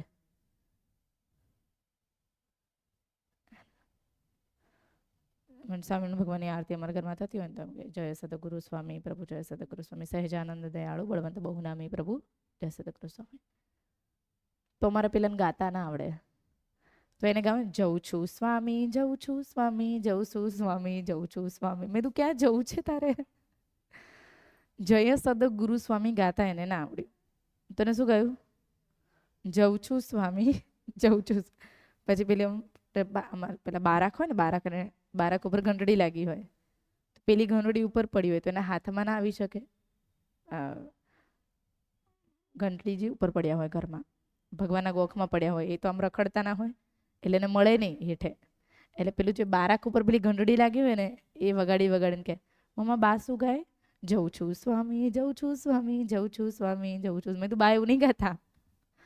ગાતા નહીં આવડતું, લિરિક્સ નથી ખબર, પણ કંઈક સ્વામી સ્વામી કહે છે બા. No meaning.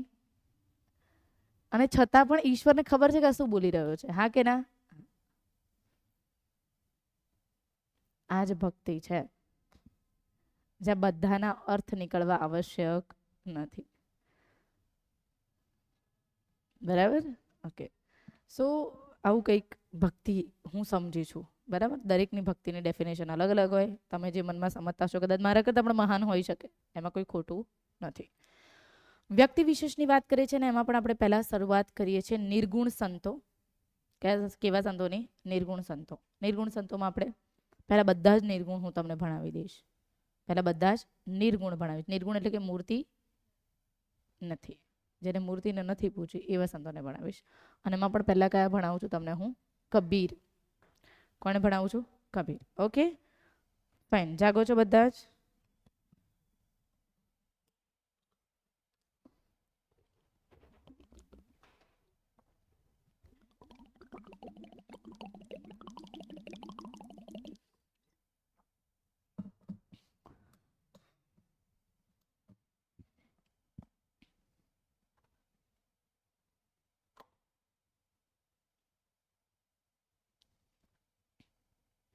નિશા, હર્ષિતા, રિદ્ધિ, વેદાંત, દક્ષા, હેમાંગ અને શ્રેયા. ઓકે, ચલો. સંત કબીર. કબીર 1398 થી 1494. 1398 થી 1494. 14મી સદીના થઈ ગયા સંત. બરાબર? મહાન સંત હતા. કોઈ પણ સંત જ્યારે ભણી રહ્યા હોય ને ત્યારે હંમેશા એક વસ્તુ યાદ રાખો ને કે મેડમ પહેલા જ આપણને પૂછશે કે આ સમયગાળો કયો હતો. જો બોલો સાલ જોઈને, કયો સમયગાળો છે? યુગ બોલવાનો. સલ્તનત યુગ કહેવાય બેટા. કયો યુગ કહેવાય? સલ્તનત યુગ. તુગલક વંશ, તુગલક વંશ અને સૈયદ વંશ. કયો? તુગલક અને સૈયદ. ગ્યાસુદ્દીન તુગલક એટલે તુગલક વંશનો સ્થાપક છે ને. તુગલક વંશ, સૈયદ વંશ અને લોદી વંશ, આ ત્રણેય વંશના સમકાલીન કોણ હતા? કબીર. Is it clear? કયા ત્રણ વંશ બોલી? સૈયદ, તુગલક અને Lodi. Is it clear? Yes. તો પહેલા જ હું કોઈ પણ સંત ભણાવીશ એનો સમયગાળો જોઈને પહેલા હું તમને ભણાવીશ કે ભાઈ સલ્તનત યુગમાં કયો વંશ ચાલતો હતો. એટલે તમારે વિચારી જ લેવાનું. જેવો હું સંત સ્ટાર્ટ કરું એવો તમારે વિચાર લેવાનો કે મેડમનો બીજો પ્રશ્ન શું હશે? ઓકે, ચલો ઠીક છે. કબીર જે છે એમનો જન્મ એક હિન્દુ મા બાપ ના ત્યાં થયો હતો, પરંતુ જન્મતા વેત જ એની માએ એનો તિરસ્કાર કરી દીધો અને એક મુસલમાન ફેમિલીમાં એનો ઉછેર થયો. નીરુ અને નીમાના ત્યાં. કોના ત્યાં? નીરુ અને નીમા ના ત્યાં એમનો જન્મ થયો. ગુરુ હતા રામાનંદ સ્વામી, પાલક માતા પિતા હતા નીરુ અને નીમા, જે મુસ્લિમ હતા. વિચાર કરો કે એક હિન્દુ બાળકને મુસલમાન પાડી રહ્યા છે, અર્થાત આ માનવતા છે. અને બ્રિજ વચ્ચેનો બ્રિજ શું છે? માનવતા. કોમવાદ નથી. તો નાનપણથી જ એમને એવું પાઠ ભણાવવામાં આવ્યું કે હિન્દુ મુસલમાન ઐક્ય ભાવ. બરાબર? એમની વિચારધારા એકેશ્વરવાદી રહી છે. એમની વિચારધારામાં અહિંસા, પ્રેમ અને સદાચાર એમને અપનાવ્યો છે. વિરોધ એમને મૂર્તિપૂજા, જાતિવાદ, અંધશ્રદ્ધા અને પાખંડનો કર્યો. શેનો કર્યો? મૂર્તિપૂજા, જાતિવાદ, અંધશ્રદ્ધા અને પાખંડ. પાખંડ એટલે યસ, જે સંતો ખોટા પાખંડો કરે છે એની વાતો કરે છે. રામ અને રહીમ વચ્ચે કોઈ ભેદ નથી.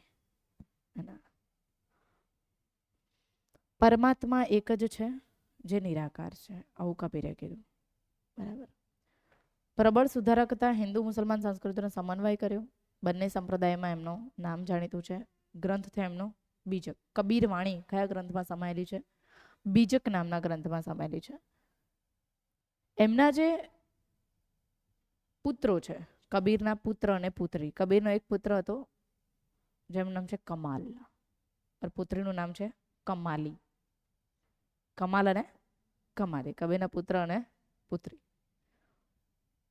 ગુજરાતમાં એમના બે શિષ્ય હતા, તત્વ અને જીવા નામના શિષ્ય હતા. તત્વ અને જીવા નામના શિષ્ય એમના અહીંયા હતા. કબીરવડ આવેલું છે ભરૂચ પાસે, જ્યાં કબીરે ચાલતા ચાલતા યાત્રા કરી હતી, અહીંયા આવ્યા હતા. એમના શિષ્યો એમના પગ ધોયા હતા અને ત્યાં એ પાણીના નીચે જે છાંટા પડ્યા, પાણી પડ્યું, ત્યાં કબીરવડ આવેલું છે. શું આવેલું છે? કબીરવડ. Okay, fine.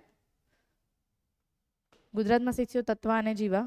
મૃત્યુ પછી એમના કબીરપંથની સ્થાપના એમના શિષ્યોએ કરી છે. તો કબીરપંથની સ્થાપના કોણે કરી? કબીરે નથી કરી. કોણે કરી? એમના શિષ્ય. કબીરપંથના જે પણ કોઈ વ્યક્તિ હોય ને, એ લોકો ક્યારે પણ હાથ ના જોડે. શું નથી જોડતા? એ લોકો આમ કે સાહેબ. હવે નમવાનું ખરું, પણ કહેવાનું શું? સાહેબ. એ લોકોનું અભિવાદન સાહેબથી હોય. ક્યારે કોઈ જોયું હોય તો મને આઈ ડોન્ટ નો, પણ મેં જોયું છે.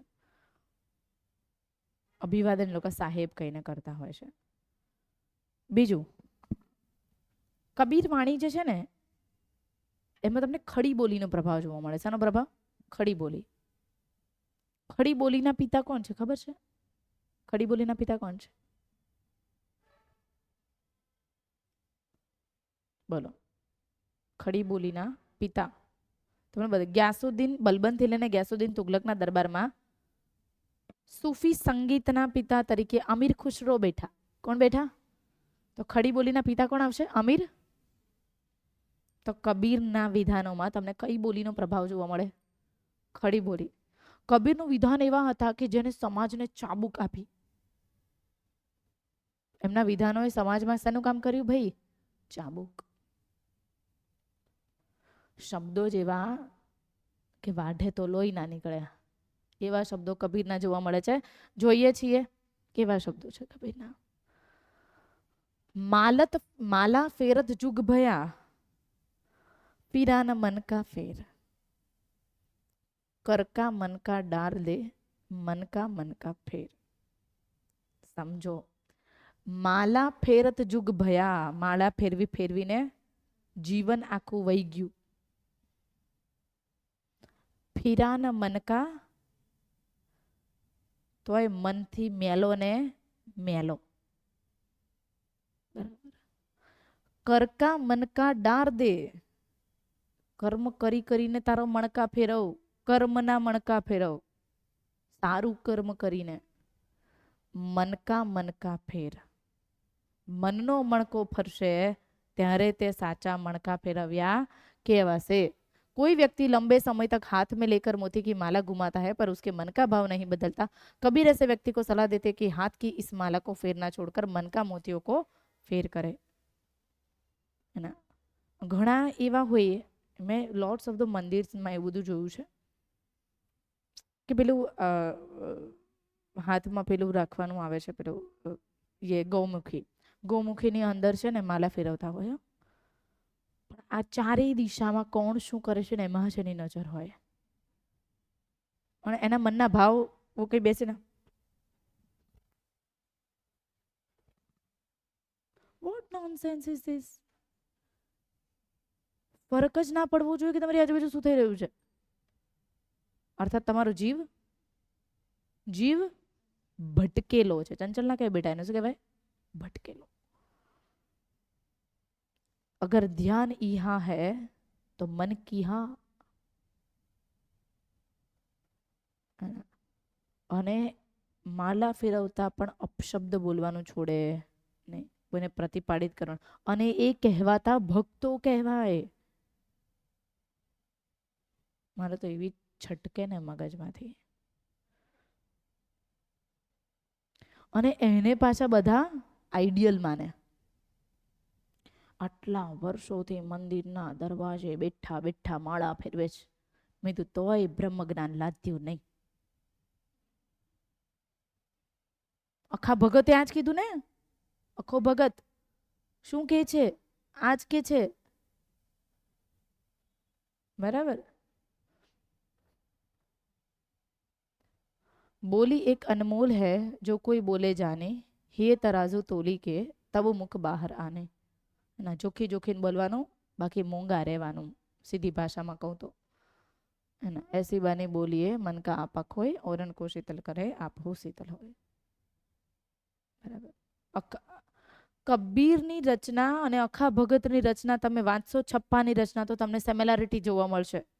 હા કે ના? હા. ગુજરાતનો અદ્વૈતવાદી કવિ એટલે અખો. ગુજરાતનો અદ્વૈતવાદી કવિ એટલે અખો. ખબર પડી? આમાં પણ અદ્વૈતની રચના છે, અખામાં પણ અદ્વૈતની રચના છે. બરાબર. ઓકે. સમકાલીન સિકંદર લોધી, મેં તમને લોધી વંશ ઓલરેડી કીધું છે. સમર્થક હિન્દુ મુસલમાન સમન્વય, વિશુદ્ધ અદ્વૈતવાદી વિચારધારા કહેવાય એમને. કઈ વિચારધારા કહેવાય? વિશુદ્ધ અદ્વૈતવાદી વિચારધારા. રચના બીજા ગ્રંથમાં આવેલી છે. કબીરના મૃત્યુ પછી દાદુ દયાળ, મલુકદાસ, કમાલ, કમાલી, ગોપાલ અને ધર્મદાસ જેવા એમના શિષ્યો થઈ ગયા. કમાલ કમાલી તો એમના પુત્ર પુત્રી હતા. ઓકે. દાદુ દયાળ અમદાવાદના સંત હતા જેને રાજસ્થાનમાં કર્મ કર્યું. દાદુ દયાળ વિશે હું તમને વાત કરીશ. કોના વિશે વાત કરીશ? દાદુ દયાળ. દાદુ દયાળ ઉપર હમણાં આપણે ઉભા રહીશું. ગોપાલ અને ધર્મદાસ. ઓકે. અહીંયા કયા સંત પતે છે? કબીર સંત પતે છે. કોણ પતે છે? કબીર. ઓકે. બીજા સંતની વાત કરીએ, નામ છે ગુરુ નાનક. કોની વાત કરીએ છીએ? ગુરુ નાનક. 1469 થી 1539 સમયગાળો બોલો ફટાફટ.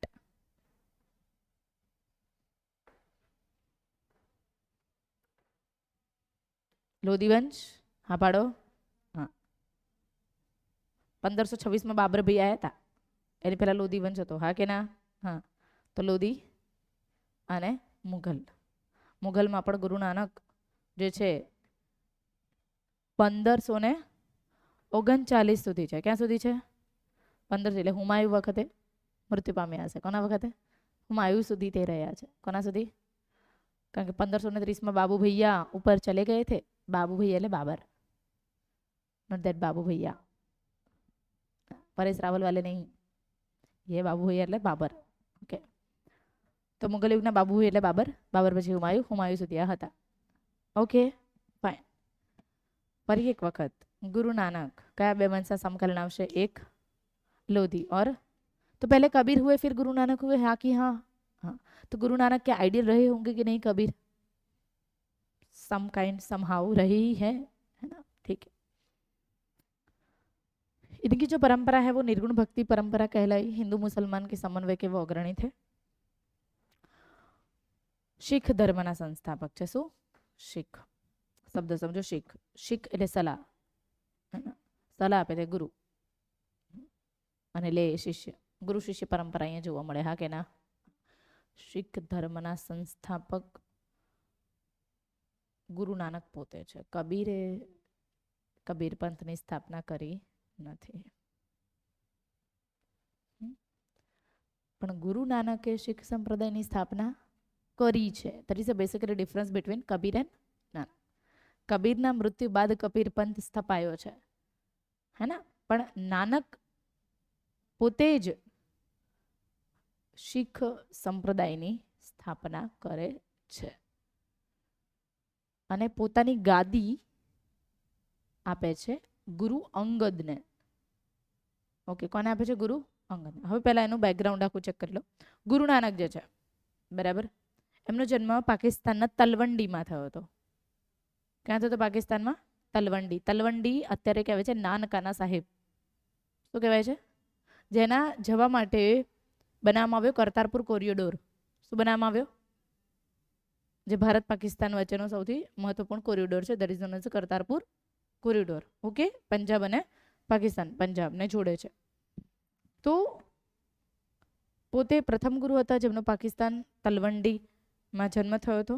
બરાબર છે. નાનકાના સાહેબ કહેવાય છે. બાળપણથી એમના એ પોતે વિવાહિત હતા અને એમના પુત્રોની વાત કરીએ તો લક્ષ્મીદાસ અને પૃથ્વીદાસ એમના બે પુત્ર હતા. લક્ષ્મીદાસ અને પૃથ્વીદાસ એમના બે પુત્રો હતા, જેમાંથી પૃથ્વીદાસને શ્રીચંદ કહેવામાં આવે છે કે જેને એવું હતું કે બાપા મને જ ગાદી આપશે. એમને એવું હતું કે બાપા મને જ ગાદી, પણ આલી નહીં. ઓકે, ઠીક છે. હવે થયું શું? હવે એમનો બાળપણથી સ્વભાવ ચિંતનશીલ હતો. કોનો? ગુરુ નાનકનો. બરાબર. પહેલેથી જ એમના પિતા જે છે ને એમની પાસે બહુ જ મોટા મોટા ખેતરો હતા. એટલે એમના પિતા એમ કહેતા કે એક કામ કર, આટલી જમીનનું ધ્યાન તારે રાખવાનું, આ જમીન જે છે એ તારી. પુત્રો બહુ બધા હોય તો પિતા સંપત્તિનું વિભાજન કરી નાખે. એટલે એ શું કરતા? પિતા એમને જમીન સંભાળવા આપી હતી. એ શું કરે, જમીનમાં જે પાક થયો હોય ને એમાં પેલા ચકલાન બધું આવે ચણવા માટે, તો એ ચણવા દે. बोले इतना सारा हो रहा है उपज, उसमें से थोड़ा किसी ने खा लिया तो क्या हो गया? तो तभी वो बोलते हैं राम की चिड़िया राम का खेत खा ले चिड़िया भर भर पेट. ये हम बोलते हैं कि ये हमारा, ये हमारा, ये हमारा, बोतल हमारी, खेत हमारा, खलिहान हमारा. हम तो सिर्फ यहाँ पे मेहनत करते हैं, बाकी कुछ हमारा नहीं. उसकी इच्छा के अनुसार यहाँ पे उपज होती है और ये उपज के ऊपर ये प्रकृति के हर एक तत्व का हक है. तो बोले राम की चिड़िया राम का खेत. अरे चकली खाई खाઈને કેટલું ખાઈ લેશે, કેટલું ખાઈ લેશે? એક કીડી આટલું એનું પેટ ભરવા માટે આખો દિવસ ફરતી હોય છે. જોયું છે ને તમે કીડીને ફરતા? हमारा पेट है 250 ग्राम का. कितने ग्राम का? मुट्ठी बंद करो, मुट्ठी बंद करो. ओके, करो. बस જેટલી તમારી મુઠ્ઠી છે ને એટલું જ તમારું પેટ છે. આ તો બધી ચરબી છે.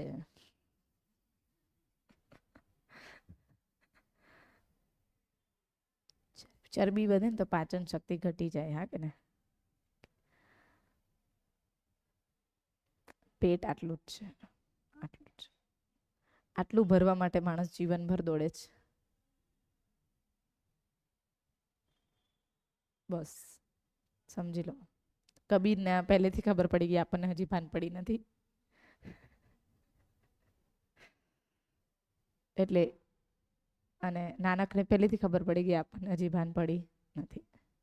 એટલે બધું મારે તો આટલા જ જરૂરિયાત છે. આટલાથી જેટલું વધારાનું છે બધું જ બધાનું છે. બરાબર. ગાંધી બાપુને પણ ખબર પડી ગઈ હતી. એમને પોતે ક્યારે બાપુની સંપત્તિ એમના છોકરાને આલી એવું આપણે કંઈ જોયું નહીં, સાંભળ્યું નહીં. સાંભળ્યું? બાપુ એટલા મહાન હતા. તમને ગાંધી બાપુની વાત કરું, બહુ મહાન વ્યક્તિ. એમના ગુરુ સમજો, એમના ગુરુ ગોપાલકૃષ્ણ ગોખલે એને કીધું કે દેશભક્તિની ભાવના જગાડવી ને તો પેલા આખા દેશની યાત્રા કરી આવો. યાત્રા કરવા ગયા આખા દેશની. ગામડા ગામડે ફરજો, લોકોને જોજો. સારું ફર્યા. એક વખતની વાત છે. ફરતા ફરતા ફરતા ફરતા બાપુ પૂર્વીય પ્રાંતમાં બિહારની આજુબાજુના ક્ષેત્રમાં તેના ગામડાઓમાં વધે જતા હતા. પ્રસંગ બહુ જ નાનકડો અને બહુ જ, મેં જ્યારે વાંચ્યો ને ત્યારે મને એમ થયું કે વાહ શું પ્રસંગ કીધેલો છે. સમજો, એ પ્રસંગમાં એવું હતું કે એ એક સ્ત્રી વહેલી સવારે એ જોતા હતા બધું કે કારણ કે આખો દિવસમાં ફરવું આવશ્યક નથી, સવારમાં પણ તમારે થોડુંક ફરી લેવું જોઈએ. સવારમાં ફરતા હતા અને એમાં એવું થયું કે એક ટ્રેનનો પાટો હતો, પાટાની બાજુમાં તળાવ હતું. તળાવમાં એક સ્ત્રી સ્નાન કરતી હતી. સ્ત્રી સ્નાન કરતી હતી અને બાપુ ત્યાંથી પસાર થઈ રહ્યા હતા. ત્યાંથી પસાર થઈ રહ્યા હતા એટલે સ્ત્રી જ્યારે સ્નાન કરતી હતી અને એ સ્ત્રીની પાસે વસ્ત્ર નહીં હોય તો એ એવું કહે છે પ્રસંગમાં કે તળાવમાંથી એ સ્ત્રી જે છે એ બહાર આવવા જતી હતી. બાજુમાંથી ટ્રેનનો પાટો જઈ રહ્યો હતો અને એ સ્ત્રી બહાર આવવા જાય અને દૂરથી ટ્રેન આવતી દેખાય. એ સ્ત્રીને દૂરથી ટ્રેન આવતી દેખાય. ટ્રેન આવતી દેખાય એટલે એ સ્ત્રી જે છે તે તળાવમાં ને તળાવમાં આખી ડૂબેલી રહી. કેમ? કેમ? એને નિર્વસ્ત્ર કોઈ જોઈ ના જાય. બરાબર. અર્થાત ભારતમાં એ વખતે એટલી ગરીબી હતી કે માણસને પહેરવા માટેના 2.5 મીટર કાપડ નહોતું. હાલત ઇન્ડિયન સોસાયટીની એ વખતની અમુક જ્ઞાતિની, અમુક કોમની સ્ત્રીઓની રહી છે. બરાબર. અને દેટ ઇઝ વાય બાપુ જે છે એમને એવું પ્રણ લીધું કે જે દેશમાં, જે મારા દેશમાં મનુષ્યને પહેરવા માટે સંપૂર્ણ વસ્ત્ર નથી, ત્યાં મારે સંપૂર્ણ વસ્ત્ર પહેરવા એ પાપ છે. એમને કીધું કે ગરીમાં સચવાય ને એટલા જ કપડાં પહેરીશ, બાકી નહીં પહેરું. તમે જોજો બાપુએ ક્યારે પણ વિદેશી કપડાં તો છોડી જ દીધા, પણ શરીરમાં પણ સંપૂર્ણ પગ ઢકા એટલા કપડાં બાપુએ પહેર્યા નથી. ખાલી ને ખાલી આવું નોંધે છે કે મેં મારી ભારતની યાત્રા દરમિયાન મેં ભારતનું આવું કરુણ ચિત્ર જોયું હતું કે જેમાં સ્ત્રીની લજ્જાને ઢાંકવા માટે તે સ્ત્રીએ સરોવરમાં આખું ડૂબી જવું પડ્યું. જ્યાં સુધી આખી ટ્રેન બહાર ના ગઈ, પસાર ના થઈ ગઈ, ત્યાં સુધી તે સ્ત્રી તે સરોવરની બહાર નથી આવી. વિચાર કરો તમે કે જ્યારે ભારતના લોકોની પરિસ્થિતિ આવી હોય છે તેવા સમયે એક વ્યક્તિ પોતે વ્યક્તિગત એવો નિર્ણય લે છે કે હું પાઘડી તો નહીં જ પહેરવાનો, પણ હું મારું સંપૂર્ણ શરીર પર, કારણ કે એ જ કપડાં જો હું નથી પહેરતો તો બીજાની ઇજ્જત બચી શકે છે. વિચાર કરો તમે. બાકી હતા દીવાનના પુત્ર, જેવા તેવાના પુત્ર હતા નહીં. જીવનભર દીવાની કરી હોત ને કોઈ કોર્ટની કે પછી કોઈક રજવાડાની, તો એ વાંધો આવે એમ હતો નહીં. એના તો કોઈ દિવસ અમે વ્યક્તિના આપણને એવો કોઈ પ્રસંગ કોઈએ કીધો જ નથી. I think so, right? Right. અને આવા પ્રસંગ નથી ખબર નહીં એટલા માટે જ આપણે ખાલી એમના 1930, 1920, 1920ની નિષ્ફળતા, અસહકારના આંદોલનની નિષ્ફળતા, સવિનય કાનૂન ભંગ આંદોલનની નિષ્ફળતા, ક્વિટ ઇન્ડિયા મુવમેન્ટની નિષ્ફળતા, બાપુની નિષ્ફળતા સિવાય મળ્યું છે શું? બેકાર દ્રષ્ટિકોણ. એમને સમજવાનો કહેવાય. આવું ક્યારેય પણ એક અધિકારી તરીકે વિચારવાનું નહીં. આ અધિકારી તરીકે વિચારવાની સોચ નથી. હા, સોચ નથી. આઈ રિપીટ. Is it clear? સમજણ પડી? ઓકે. આપણે એની પર મોડર્ન ઇન્ડિયન હિસ્ટ્રીમાં બહુ સરસ વાત કરીશું. ભણાવવાનું જ છે ને ભણાવીશ જ, કે પોઝિટિવ ઇમ્પેક્ટ લખવાની.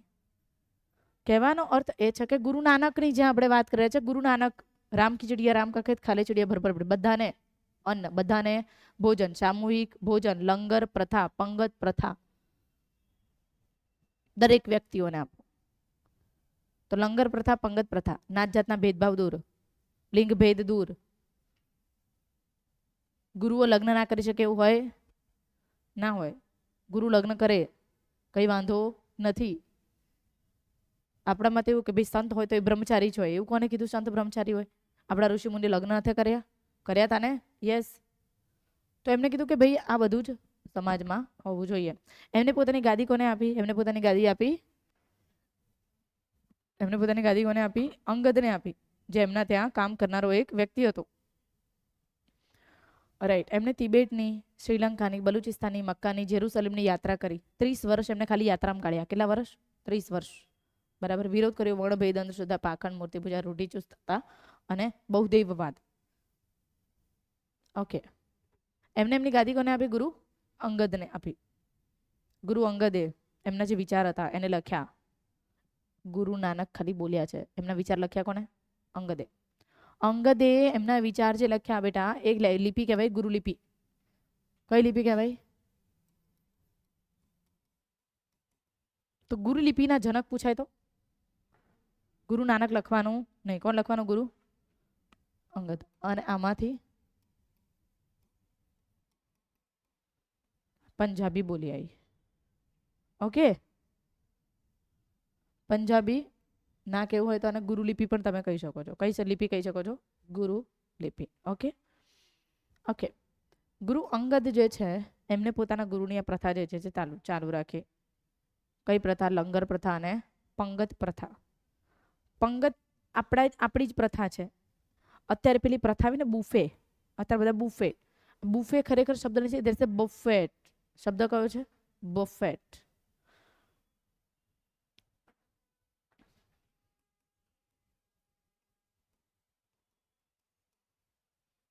પેટ ઇઝ બફેટ. એનો અર્થ એમ થાય કે અહીંયા ખાવાનું પડ્યું છે, જાતે લઈ લેવું, અને કહેવાય બફેટ છે. એકચ્યુઅલમાં જ્યારે બ્રિટિશરોના ટાઈમનો આ શબ્દ છે. એટ ધેટ ટાઈમ જ્યારે મોટી મોટી પાર્ટીઓ થતી ને, ત્યારે બધા એકબીજાની અંદર રચ્યા પચ્યા રહેતા. જેને જેટલું પ્રમાણે ભોજન જોતું હોય, જેટલા પ્રમાણે ખાવું પીવું હોય, એ પોતાની રીતે ખાઈ પી શકતા. No one is depends on any one, કારણ કે બધા પોતપોતાની મોજ મસ્તીમાં હોય. બરાબર, જેના જેટલો ટાઈમ સચવાય એ પ્રમાણે એ લોકોએ ભોજન લેવાનું રહેતું. It's a buffet system in British parties. But આપણા લગ્નમાં કેવું હોય, પંગત પડે. શું પડે? પંગત. પંગત એટલે પેલા પાથરણા પહેલા પથરાય, પછી એની ઉપર પહેલા બહેનોનો વારો, તો બધી બહેનો આવે, પુરુષો પહેલા પીરસે, પછી પુરુષો બેસે અને બાળકો અને બહેનો પીરસે. હા કે ના? હા. આવું પીરસવાની પ્રથા એ આપણામાં છે. આ જ પ્રથા તમને અહીંયા જોવા મળે છે. પણ આપણને બફેટ બફેટ ડીશ આવું બોલતા ના આવડ્યું, એટલે આપણે કીધું એમ ને એમના જમણવારમાં બુફે રાખ્યું છે.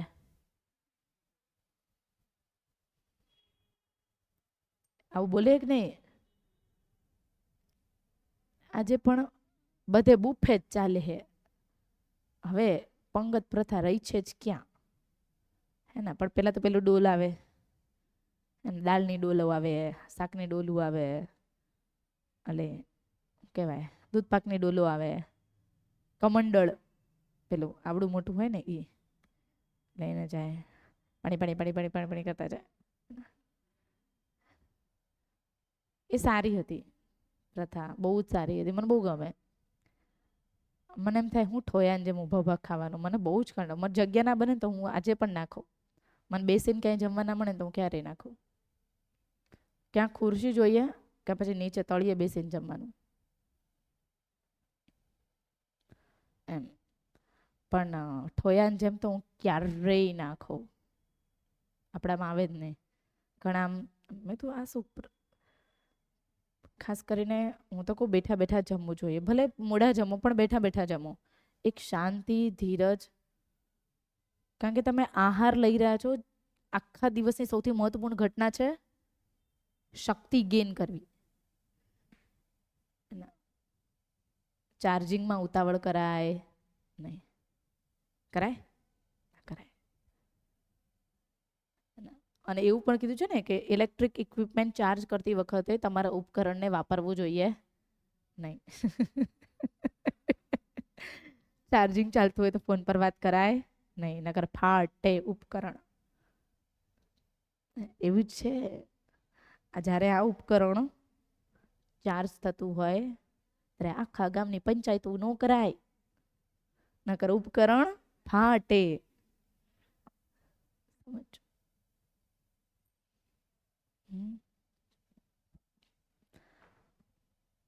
ગુરુ અમરદાસ. ગુરુ અમરદાસ અકબરના સમકાલીન હતા. કોના સમકાલીન હતા? સમયગાળો જુઓ. અકબરે કયા ગુરુને 500 વીઘા જમીન ભેટમાં આપી હતી? ગુરુ અમર. કેટલા વીઘા? 500 વીઘા જમીન.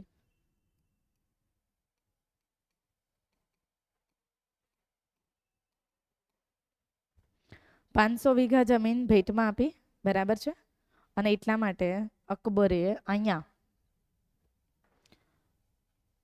બરાબર, જમીન ભેટમાં આપવાના કારણે અમરદાસે અહીંયા એક નગરની સ્થાપના કરવાનો વિચાર કર્યો, જેને કહેવાયું અમૃતસર. શું? તો અકબર દ્વારા ભેટમાં આપવામાં આવેલી જમીન ઉપર કયું શહેર વસાવવામાં આવ્યું? અમૃતસર. નદીઓ જતી હતી, સતલુજ નદીના કિનારે હતું, અને એટલા માટે અહીંયા સરોવર બનાવવામાં આવ્યું, અમૃત સરોવર. શું બનાવવામાં આવ્યું? અમૃત સરોવર. કારણ કે જ્યાં તમારે વસ્તી સ્થાપિત કરવી છે તો ત્યાં પહેલાં તમારે સિંચાઈની સગવડો કરવી પડે. તો અહીંયા બનાવવામાં આવ્યું અમૃતસર શહેર અને સરોવર, આ બંને જે છે, બરાબર. હવે જુઓ, આ હમણાં ત્યાં કામ કરવાવાળા વર્કર હતા. અંગદનો જમાઈ હતો અમરદાસજી. અमरदास जी के जमाई थे, रामदास जी क्या थे, सब जमाई थे। अर्थात ऐसा था कि योग्य चकासनी, योग्यता के आधार के ऊपर पहले क्या दी जाती थी, गुरु गादी जी थे। किसके आधार पर, योग्य। अगर सामने वाला जो आदमी है वो योग्य है, जो गादी संभाल सकता है, जो गुरु की शिष्य की गुरु के शिख की अवहेलना नहीं करता है, उसको ही गुरु गादी दी जाती थी, है कि नहीं। तो पर अमरदास ने, रामदास ने क्या किया, गुरु गादी को पैतृक बना दिया, अर्थात गुरु का बेटा ही गुरु बनेगा। तो रामदास का ये जो था वो सबसे बड़ा बेटा था अर्जुन देव। तो गुरु गादी हमने શું બનાવી દીધી,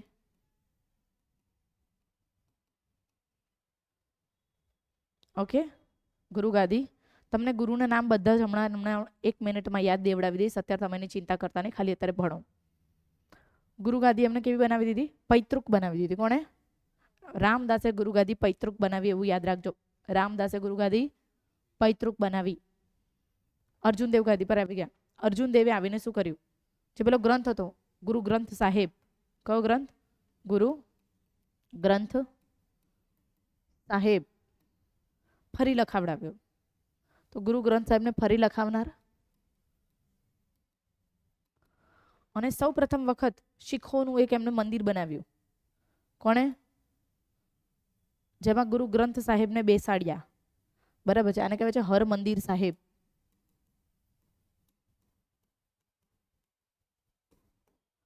તો અર્જુન દેવે બે કામ કર્યા, એક હર મંદિર સાહેબ બનાવ્યું અને એક ગુરુ ગ્રંથ સાહેબનું ફરી વખત સંકલન કર્યું।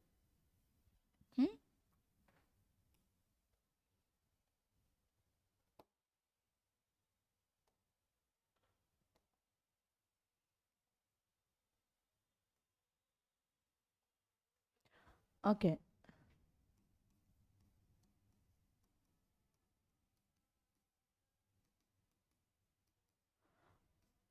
પહેલા આવે અમર, તો ગુરુ અમરદાસ, અમર કોણ થઈ ગયા ભાઈ, રામ। તો રામ, રામ અમર થઈ ગયા હતા ને, તો અમર કોણ થઈ ગયા, રામ। તો અમરદાસ પછી રામદાસ।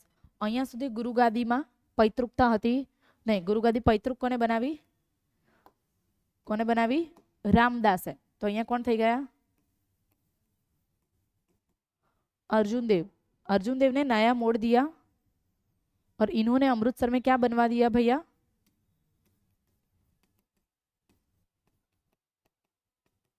क्या बनवा दिया, हरमंदिर साहिब। और दूसरा क्या हुआ इनके टाइम के ऊपर, यस, गुरु ग्रंथ साहिब को फिर से लिखा गया है कि नहीं, ओके। अच्छा, गुरु ग्रंथ हरमंदिर साहिब जो है पर सोनाનો ઢોળ ચડાવ્યો રાજા રણજીત સિંહે। કોને ચડાવ્યો, રાજા રણજીત સિંહે। કયો ઢોળ ચડાવ્યો, સોનાનો ઢોળ ચડાવ્યો, યસ, સોનાનો ઢોળ ચડાવ્યો। તો આ હરમંદિર સાહિબ કયું ટેમ્પલ થઈ ગયું, કયું ટેમ્પલ થઈ ગયું, ગોલ્ડન ટેમ્પલ છે ને અમૃતસરમાં, ગોલ્ડન ટેમ્પલ, બરાબર છે, ઓકે। अर्जुन देवना समकालीन था, जो अकबरना समकालीन था अमरदास और रामदास। तो अकबर का बेटा कौन था, अकबर का बेटा कौन था, जहांगीर। तो जहांगीर के समकालीन क्या हो गए,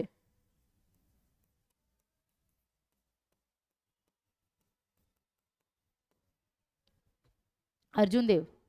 पर जहांगीर को किसके साथ अड़ गई, अर्जुन देव के साथ, क्योंकि अर्जुन देव जैसे ही अपने धर्म का प्रचार कर रहे थे और इन्होंने इस्लाम विरोधी जहांगीर का बेटा था खुसरो। जहांगीर का बेटा कौन था, खुसरो था। जहांगीर का बेटा खुसरो था, सबसे बड़ा बेटा था। वो अपने पिता के विरुद्ध में विद्रोह कर रहा था क्योंकि उसको अलग से शासन चाहिए था। तो जहांगीरना छोकरा खुसरोने पोताना पिता विरुद्ध बळवा करावती वखते साथ आपनार गुरु कोण हता, अर्जुन देव। तो जहांगीरना पुत्र खुसरोने बळवामां साथ आप्यो। धर्ममां जो राजनीति भळे छे तो खून खराबा थाय छे, हाँ के ना, इतिहास गवाह है। અને એટલા માટે જહાંગીર દ્વારા કેટલામાં ગુરુની હત્યા કરવામાં આવી? કયા ગુરુની હત્યા કરવામાં આવી? ફાંસી આપી દીધી હતી જહાંગીરે. કોને?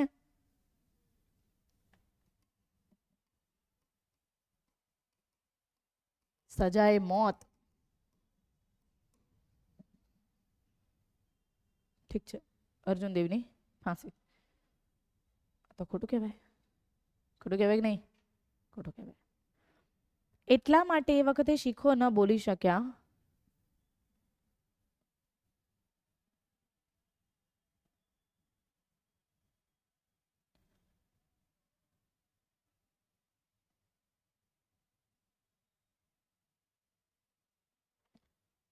જો હરમંદિર સાહેબ જે બન્યું એ બનાવવાનું કારણ હતું કે શીખોનું ગેધર્ડ થવા માટેનું એક સ્થળ. શીખોના ગેધર્ડ થવાનું એક સ્થળ. નહીં કે ત્યાં કોઈક મૂર્તિને, ગુરુ નાનકની મૂર્તિને અહીંયા નથી મૂકી. મૂકી છે નથી, કોઈ બીજા ગુરુઓની મૂર્તિને મૂકી. તો હરમંદિર સાહેબ બનાવવા પાછળનું કારણ હતું gathering of Sikh people. Gathering of Sikh people, nothing else. બરાબર, પણ એને કીધું હરમંદિર. બરાબર, ઓકે. તો દેટ ઇઝ વાય એ નિર્ગુણમાં કહેવાશે. બરાબર હેમાંગભાઈ? તો અર્જુન દેવને અહીંયા શું કરી દીધી ભાઈ? ફાંસી આપી દીધી. શીખો એટલા માટે વિરોધ ન કરી શક્યા. The reason behind that is એ લોકોને શસ્ત્ર ચલાવતા નતા આવડતા. રાઈટ. તો અર્જુન દેવ પછીના જે ગુરુ થઈ ગયા, અર્જુન દેવ પછીના ગુરુ, હે ના? યાદ રાખવાનું હર હર હર. શું યાદ રાખવાનું? તો પછી મહાદેવ બોલવાનું નહીં. શું નહીં બોલવાનું? મહાદેવ. હર હર હર ના બોલવાનું. ગોવિંદ રાય કિશન. શું બોલવાનું? ગોવિંદ રાય કિશન. હર ગોવિંદ હર રાય હર કિશન. ખબર પડે કે નહીં? ઓકે. આનું નામ નાની ઉંમરે અવસાન થઈ જાય છે. નાની ઉંમરે અવસાન થઈ ગયું. નાની. તો આ કઈ ખાસ બહુ રોલ અદા કરશે નહીં. રોલ કોણ અદા કરશે? હરગોવિંદ. એમને કીધું કે શીખો શસ્ત્ર ચલાવતા શીખે. શું કીધું? શીખો. તો શીખોને શસ્ત્ર ચલાવવાની પરમિશન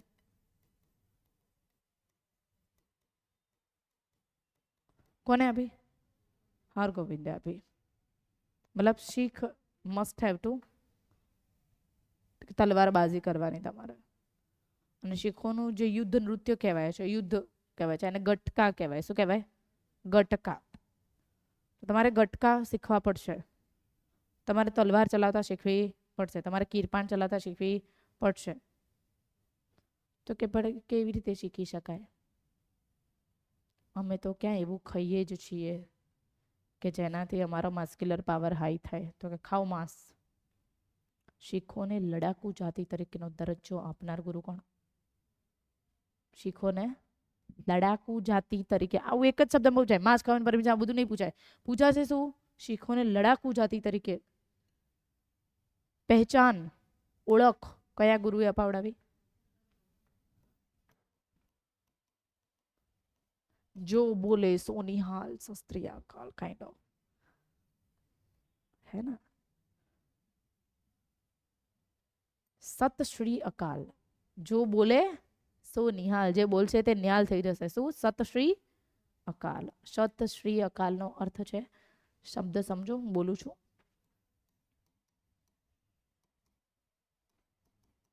પણ આપણે બોલીએ સત શ્રી અકાલ, સત શ્રી અકાલ, એવું નહીં. સત શ્રી અકાલ. અકાલ એટલે કે એક જ વસ્તુ સત્ય છે, એ છે ઓમ. એ છે ઓમ. એક ઓમકાર સતનામ કરતા પુરખ નિર્ભવ નિર્ભય અકાલ મૂરત आद सच जुगाद सच है भी सच नानक हो से भी सच. શું છે? મંત્ર છે ને? એક ઓમકાર સતનામ કરતા પુરખ, બધાના કરતા હરતા. નિર્ભવ, જેને કોઈનો ભય નથી, જે પહેલા પણ સત્ય હતું, આજે પણ સત્ય છે ને આગળ પણ સત્ય રહેશે, જેને કોઈ ભેદી શકતો નથી, જેને કોઈ છેદી શકતો નથી, જે મૃત્યુથી પર છે, જે મૃત્યુથી પર છે, એ નામ છે સતનામ. સતનામ વાહેગુરુ કે છે કે નહીં? હા, શબ્દ આ જ છે, અર્થાત પરમાત્મા. વિસ્મયકારી છે. કેવા છે? વિસ્મયકારી છે. એના રસ્તે ચાલવું એ અઘરું છે. આવું કોને કીધું? ગુરુ નાનકે કીધું. અને એટલા માટે જો બોલે સો નિહાલ સત શ્રી અકાલ. આનો અર્થ આવો થાય. પેલું નથી કે આમ હો કરો ને, અર્થ સમજો યાર. અર્થમાં બહુ મજા છે, રાડું પડવા મજા નહીં. બરાબર? તો અહીંયા એમને કીધું, શું કીધું? શીખોને લડાકુ જાતિ તરીકે એમને દરજ્જો અપાયો. હા કે ના? હા. શસ્ત્ર ચલાવતા શીખવાને એમને કીધું, માંસ ખાવાની હા પાડી દીધી. ગમે તેમ કરીને you can prove your self, આવું શીખવાનું કહી દીધું. હર રાય તો નાની ઉંમરે પતી ગયા. હરકિશન એમને સાદગીના ગુણ આપ્યા શીખોને. કયા ગુણ આપ્યા? સાદગી. સાદગીના ગુણ આપ્યા. સાદી લગ્ન વિધિ. શીખોને લગ્ન તમે જોયા હશે પેલા મૂવીમાં શેરશાહ. ચૂપ પેલું કઈ પેલું ગીત આવે છે ને, ચૂપ માહી ચૂપ હે રાંઝા બોલે કેસે વે આજા. પેલા વચ્ચે પેલું પેલો હોય છે ને, બધે ફેરા ફરતા હોય છે. બહુ નાનકડી બી વચ્ચે અગ્નિ હોય, આ બાજુ ગ્રંથ સાહેબ હોય, એમાંથી વાંચે અને અમે આટલા આટલા આટલા આટલા નિયમોને પાલન કરીશું, ફેરા ફરો, પૂરું. આપણા જેમ ધૂમ ધકાતા ના હોય. ગુરુદ્વારામાં લગ્ન થઈ જાય. હા કે નહીં? હા, ગુરુદ્વારામાં લગ્ન થાય ગુરુની સમક્ષ, જેમાં કટિબદ્ધતા દર્શાવે સ્ત્રી પુરુષ અને પુરુષ સ્ત્રી પ્રત્યે. એના અને પછી ગીત ગાવામાં આવે, ચૂપ માહી ચૂપ હે રાંઝા બોલે કેસે વે આજા. અંદર ચાલતું હોય. ગુજરાતી હોય તો પહેલે મંગળ મંગળિયું વરતા ગવાતું है ना. पर अगर सिख है तो ये ही है. ठीक है. સો સાદી વિધિથી લગ્ન થાય. સાદગી જીવનનો સૌથી મોટો ગુણ છે. બરાબર? હરકિશન. દેન કયા ગુરુ આવે છે? હર કિશન બાદ બોલો. હર નથી, તેગ બહાદુર છે. કોણ છે? બહાદુર હતા ને, ગજબ બહાદુર હતા. સમકાલીન આવશે औरंगजेब. ना कौन आवશે? औरंगजेब.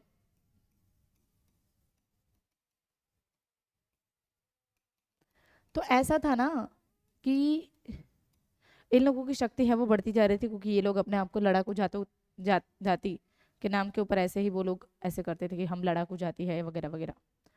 तो इन लोगों की शक्ति है वो ऐसे ही बढ़ती जा रही थी. उसको रोकना आवश्यक था. हाँ कि नहीं? हाँ. और ऊपर से ये था चुस्त सुन्नी मुसलमान. कौन?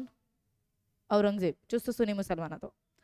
જે બીજા ખરેખર શીખીઝમ જે છે, શીખ ધર્મ જે છે, તે હિન્દુ ધર્મમાંથી જ અલગ થઈ ગયેલો હતો. હા કે ના? હા.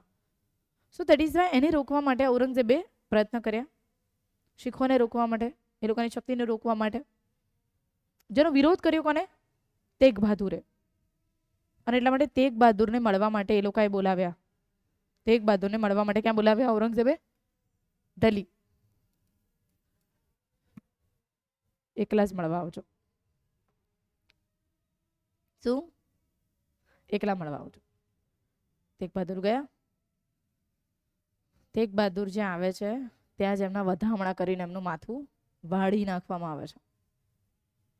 જે જગ્યાએ માથું વાળ્યું એ જગ્યા દિલ્હીમાં કહેવાય છે, શું કહેવાય છે? શિફાગંજ. જે જગ્યાએ દફનાવ્યા એ કહેવાય છે શાહે રકાબ.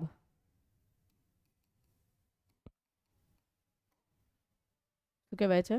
રકાબગંજ. તો શિફાગંજ અને રકાબગંજ કયા ધર્મની પવિત્ર જગ્યા છે? શીખ ધર્મ. કયા ગુરુ સાથે જોડાયેલ છે? તેગ બહાદુર સાથે જોડાયેલ છે. Shifaganj as well as Rakabganj Tegh બહાદુરની એક જગ્યાએ હત્યાતિથિ, એક જગ્યાએ દફનવિધિ, તે શિફાગંજ અને રકાબગંજ કહેવાય છે. Is it clear? યસ. છેલ્લા ગુરુની વાત કરીએ, 10મા ગુરુ દફનવિધિ. બેટા અહીંયા એમને દફનવિધિ થઈ હતી, બરાબર. અંતિમ સંસ્કારમાં એ લોકો મુખ્યત્વે અત્યારે તો બધા બાળે છે, બરાબર. તો બે પ્રકારે દફનામાં પણ આવે અને આ પણ આવે. That's both kind of is there. 10મા ગુરુ જે છે, આપણામાં સંતો જે છે એને ક્યારે પણ અગ્નિદાહ ભાગ્યે જ કરતા હોય, રાઈટ. બાકી એમને સમાધિ આપતા હોય છે, બરાબર. તો 10મા ગુરુ જે છે એમનું નામ શું છે? ગુરુ ગોવિંદસિંહ.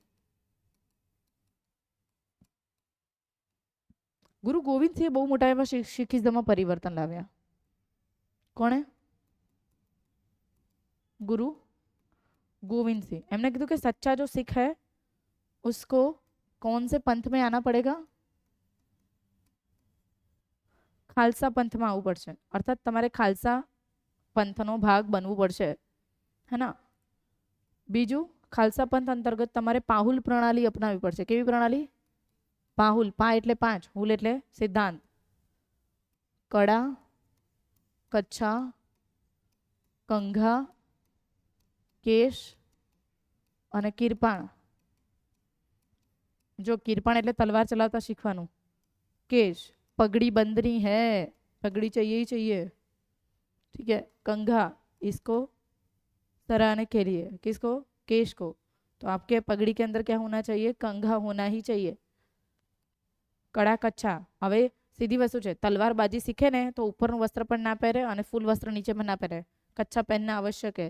કુસ્તીબાજી, મલ્લબાજી, તલવારબાજી બધામાં એક વસ્ત્ર પુરુષો જે છે તે વિટોળતા હોય છે. કડા, એના કડું તમારું રક્ષણ કરે. એના તો આની પર પડે તો પહેલા આની પર પડતા પહેલા કડા ઉપર પડે. મજબૂત હોય શીખનું કડું, અંદરથી પોલું ના હોય. તો કડું એ રક્ષક છે તમારું. So you must have to wear kara. Okay. તો કડા, કચ્છા, કંઘા, કેશ અને કિરપાણ પહેરવું પડશે ઇફ યુ આર સિખ. ભાઈઓએ પોતાના નામની વાંહે શું લગાડવાનું? સિંહ. અને બહેનોએ શું લગાડવાનું? કોર. એનો અર્થ સિંહણ. સ્ત્રી અને પુરુષ હંમેશા સમાન હોવા જોઈએ. ક્યારે પણ કોઈની જરૂર પડે, શીખ હો કે सीखनी हो, है ना, दोनों ही, दोनों के नाम परमित. परमित स्त्री पण परमित पुरुष पण હોય. परमित आया स्त्री आया कि पुरुष पता ही नहीं है. बोलो सिंह आया, कौर आया, बोलो फिर पता चलेगा. तो स्त्री पुरुष नाम में समानता. સ્ત્રીઓને પણ તલવારબાજી શીખવાડવામાં આવે, હા કે નહીં? હા. અને સ્ત્રીઓ પણ શીખતી હોય, શક્તિશાળી હોય, હે ના. તો બધું જ શીખવું પડશે. તો આ એક રક્ષક જાતિ તરીકે ઊભી થઈ. કેવી જાતિ તરીકે? આજે પણ દેશની રક્ષામાં સૌથી વધારે શીખવું છે, હા કે ના? હા. જે ભવિષ્યમાં રાષ્ટ્રીય લડતમાં ખૂબ મોટું એવું બલિદાન આપ્યું, હા કે નહીં? હા. તો જો ભક્તિ આંદોલન છે ક્યાં સુધી લઈ ગઈ? ક્યાં સુધી લઈ ગઈ છે? રાષ્ટ્રીયતા તરફ. ભગતસિંહ, રાજગુરુ, સુખદેવ, ચંદ્રશેખર આઝાદ, લાલા હરદયાળ, લાલા લજપતરાય, આ બધા કોણ હતા? એ જ માંથી આવેલા લોકો હતા. ક્રાંતિકારી વિચારધારાનો ઉદય જ સૌથી મોટું ક્ષેત્ર બન્યું, હા કે ના? So that is what about આપણે કયા ધર્મની વાત કરી? શીખ. ઓકે. બાકીની વાત નેક્સ્ટ લેક્ચરમાં આપણે કન્ટિન્યુ કરશું.